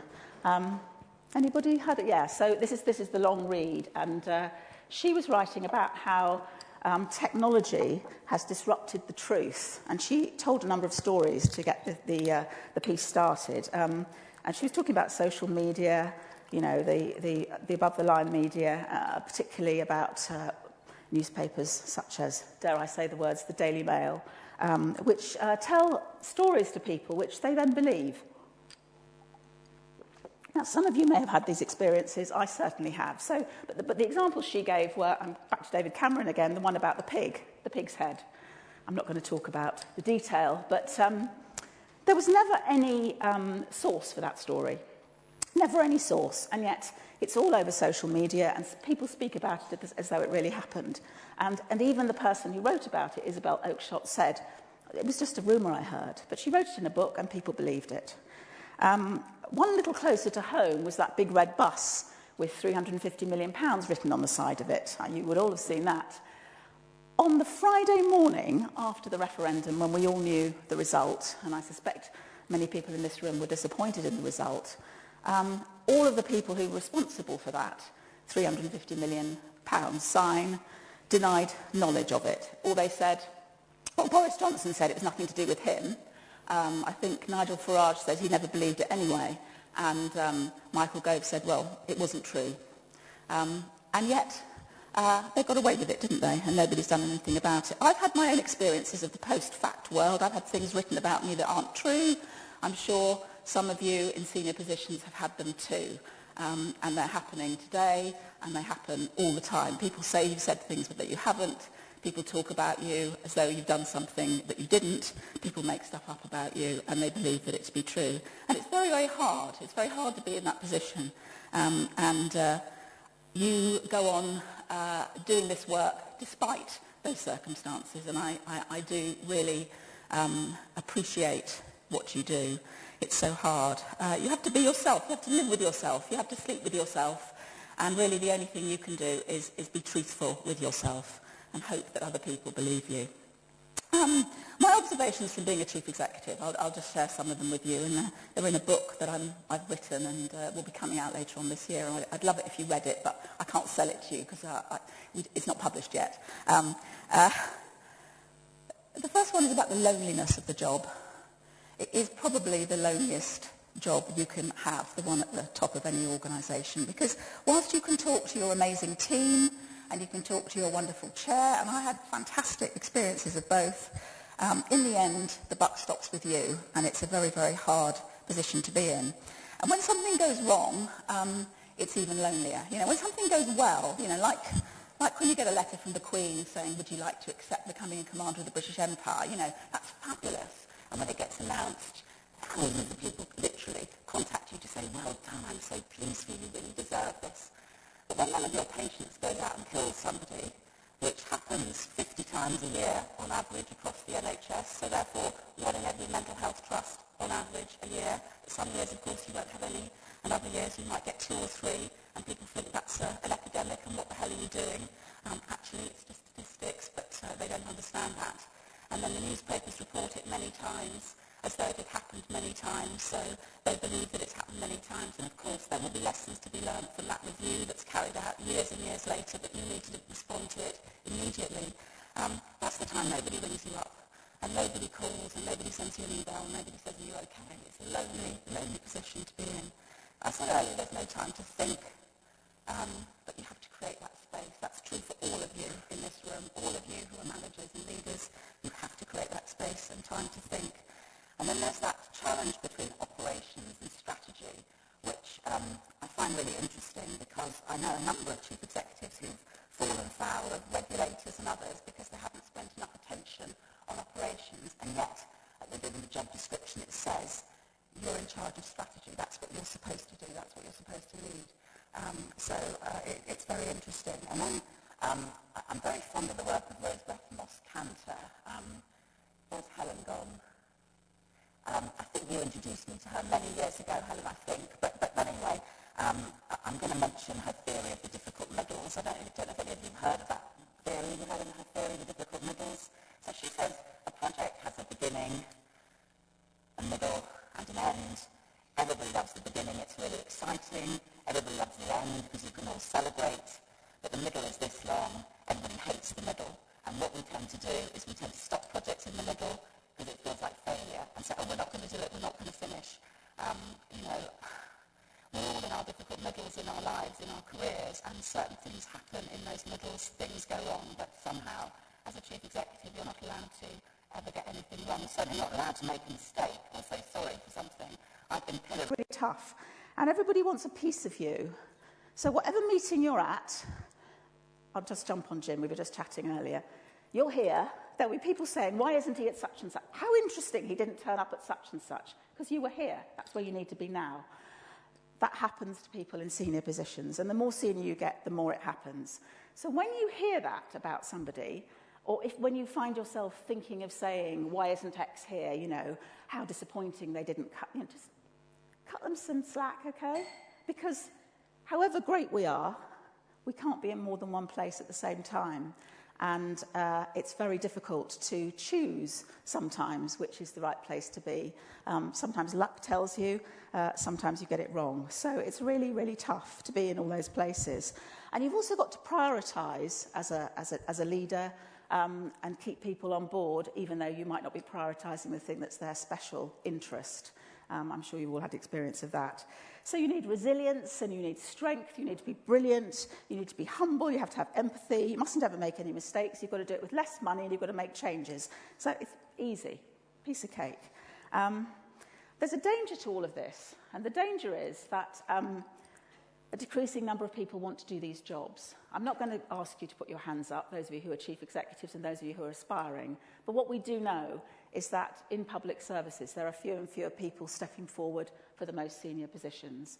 And this is really, really troubling. It's bad for all of us because what it means is that the only people who want to do those jobs will be the very ones who shouldn't be doing them, the people who fall into that category of not caring what other people think of them and who really think that it's great to do this because it's all about me.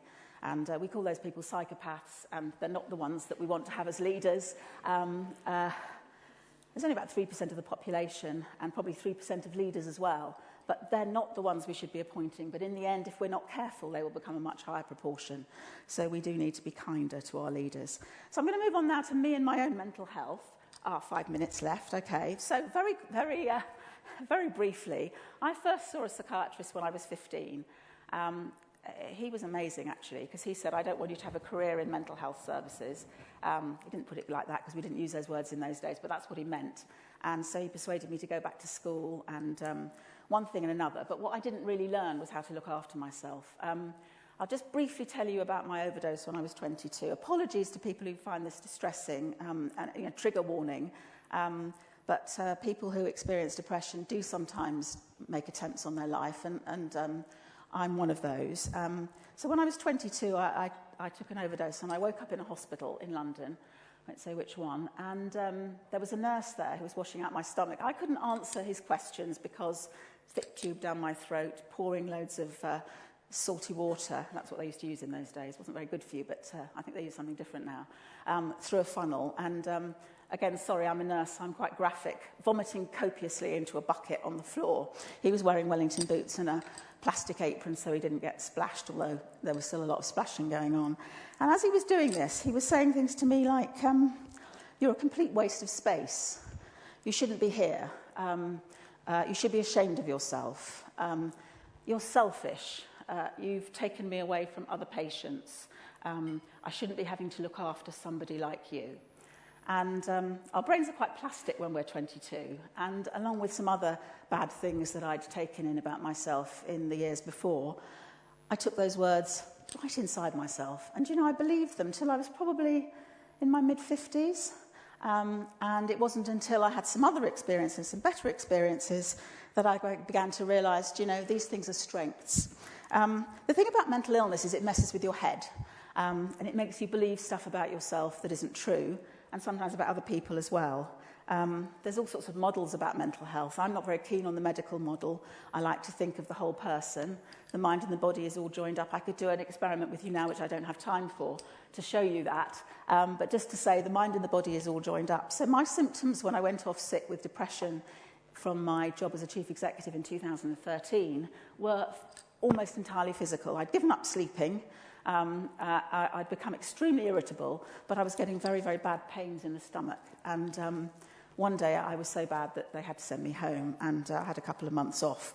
But what caused it? What caused it? Well, obviously I have a susceptibility, but the fact that I could keep it hidden for all those years meant that probably I was quite good at doing what I did. I did manage to hold down a chief executive's job for 13 years, so probably not as bad as I might have thought about myself. So I had this susceptibility.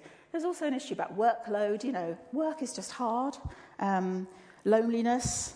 I was really, really tired. It was time for me to retire the following year, and I didn't really recognise it. I wasn't taking care of myself. And those voices that were in my head telling me I was a bad person were getting stronger and stronger. I also had 3 trolls on social media. And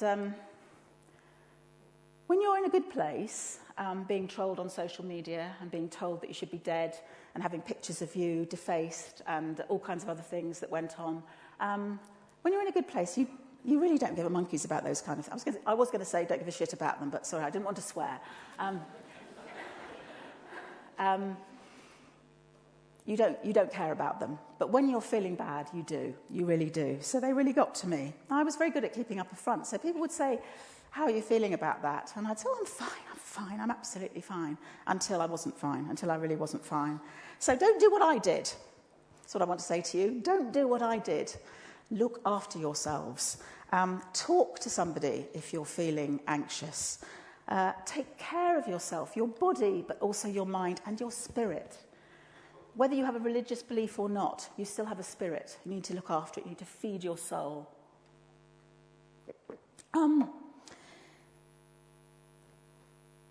See yourself as an improvement project.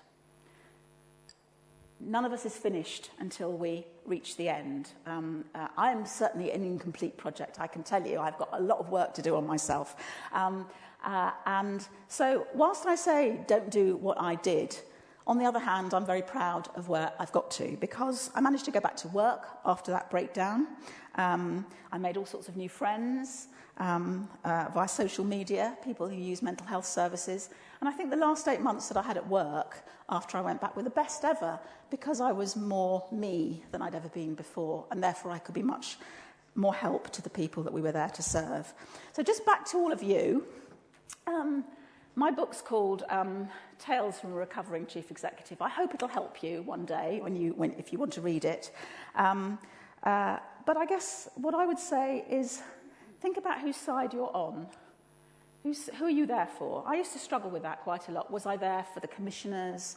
Was I there for the politicians? Was I there for the local media? Was I there for the staff? Was I there for the public? I've got no problem with knowing whose side I'm on these days. I'm there for the patients, and so are all of you. And that's the way that you make your decisions. You're there for the patients. I want to finish by thanking all of you. You've had to listen to me because I'm on the agenda, so I'm not going to thank you for listening to me. But I want to thank you for what you do, because the NHS is a wonderful, wonderful thing. It's healthcare for everybody. It is the envy of the world. It's very, very, very good value.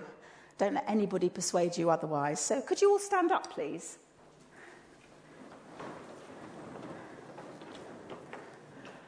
And can you all, in the traditional way, give yourselves and each other a round of applause? Thank you very much.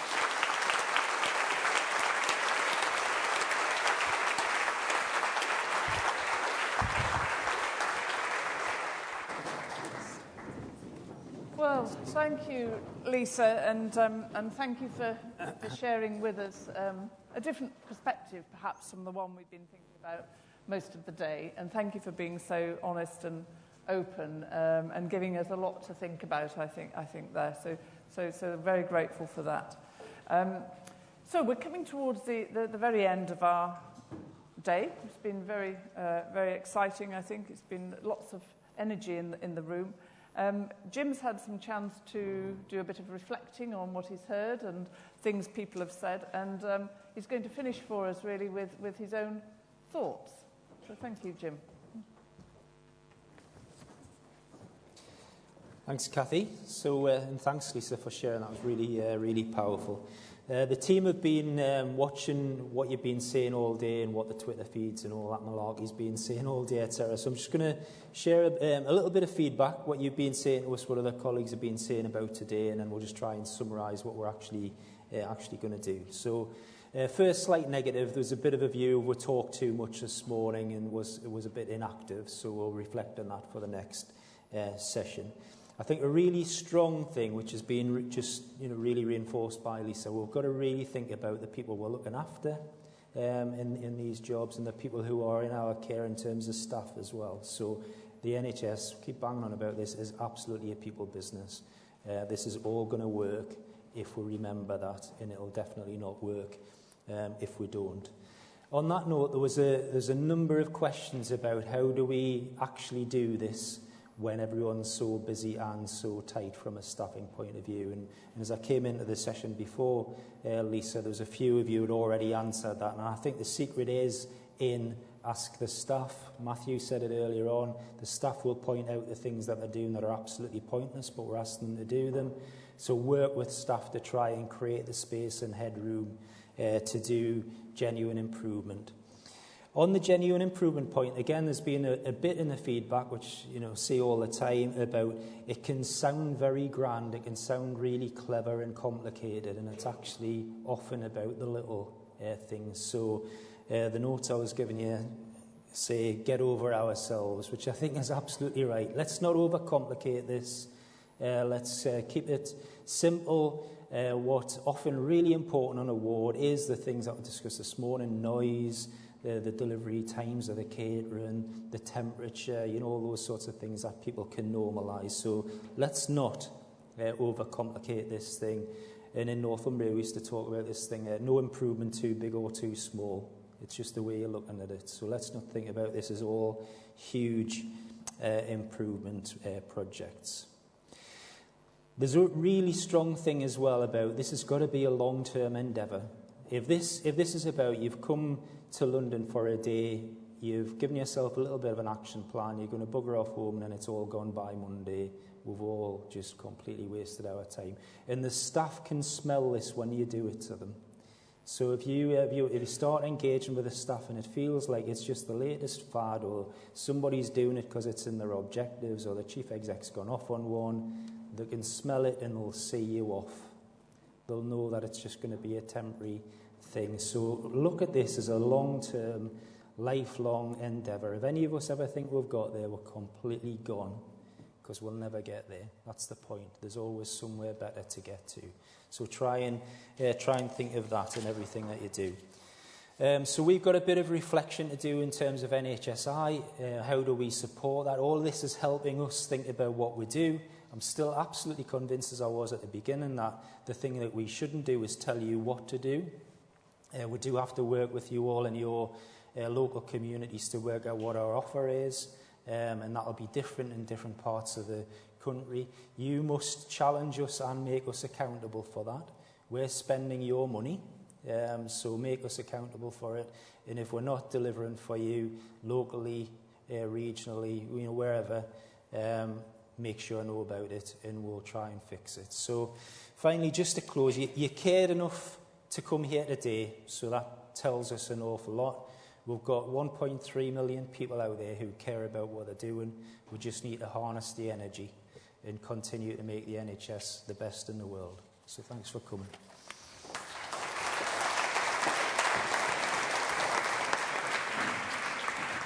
Thank you, Jim. Anton Deck to the stage again. So I think it's to us to close things down. Yep. Do you want to start? No, you start. You'd like me? See, we haven't learned. I like the final word. Well, there you are. We haven't learned, have we, through the day on all of this? So I'm going to mainly leave it to Adam, but I'd just like to say thank you to everybody for coming and engaging so well in all of this. We need to thank all the people who've put this together.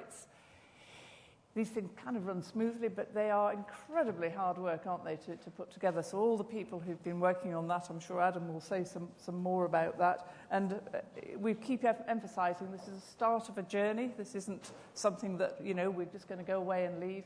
As Jim says, we need to sort of build on this and make it mean something. I'm sure that we're going to capture everything that you've done. Lots of things we've been captured have not been said yet, and I'm sure we'll use all of that and share as well. So Adam, now you do the final business. Thank you. So just a few practical things to finish before we ask you to do something. So if you have your Slido, please be ready with that. First of all, a number of people said they wanted to get to the cinema earlier on, but it was always full, and have asked if we can keep it running for an extra half an hour at the end. So the fact that you want to stay after an event for 30 minutes, I think I'm reading that as a really good sign. So we're going to keep that running for 30 minutes. So those who haven't seen it, however, as I said before, all of this material is going to be on the website for you to look at. And as Jim said, you've all come out for a day. There's going to be stuff there to share with your staff. Really do try and take some of the benefit, once you get over tomorrow and the weekend, to try and share some of that further with colleagues. The postcards are outside. Thank you for completing those. If you haven't, do so. And can I challenge you to hold yourself account to the things you're going to do? Again, there's a real danger the energy goes. We might even drop you a note to say, you said you were going to do something at that. How's it gone? So please, try and hold yourself to account. Give us some feedback on the event. We don't want to do this kind of thing if it adds no value at all. If you found it really valuable, we can make it better. We will do more of it.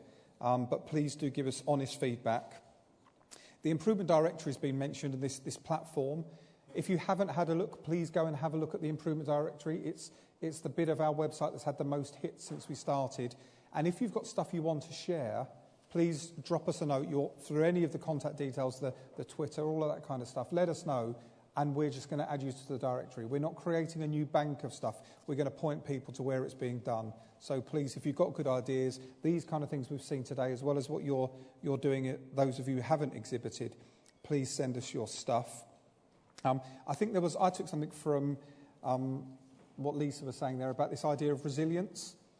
There's a danger we've got into a position in this system that we have to have so much resilience just to get through the day. Actually, we want to really build resilience because we want people to do extraordinary things. And so the whole point about looking after yourself, treating yourself as an improvement project, get better, get more stronger, get more skilled up, those kind of things, I think is a really strong message for us to take away. And the last thing I then want to do is to finalise what we're going to do as a result of this. So all the content of Day we're going to share. We're just launching a new improvement newsletter, which we will send everyone who's come. Tell us if it's rubbish, tell us if it's great, tell us how it can be better, and we'll try and keep people involved in that way. But we're just going to do a very final feedback thing on the Slido. And in the kind of spirit of improvement, we're going to show the results. This is something you're going to fill in and we'll take away. If today was rubbish, tell us it was rubbish. But if it was great, tell us so. So there's, I think, 3 questions that will come up, if I've got it right. So the first question is, do you think the event was worth attending? Should I be seeing that on the screen?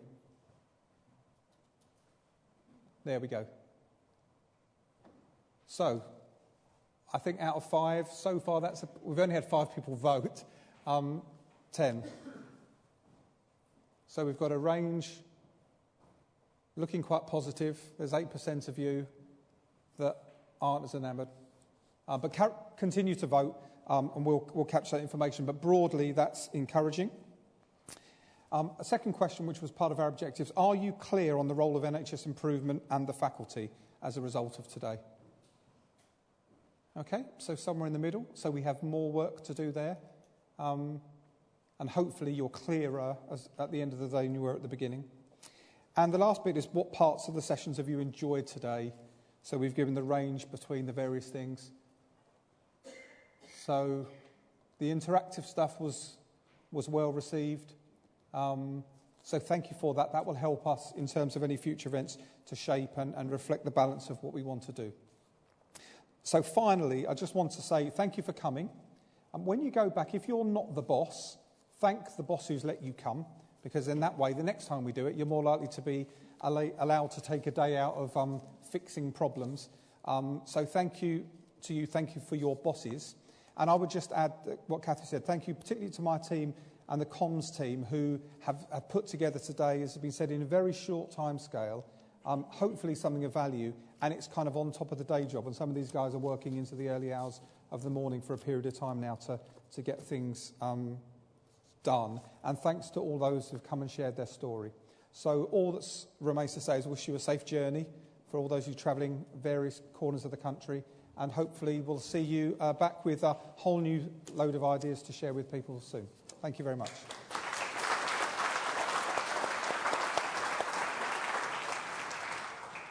Very good.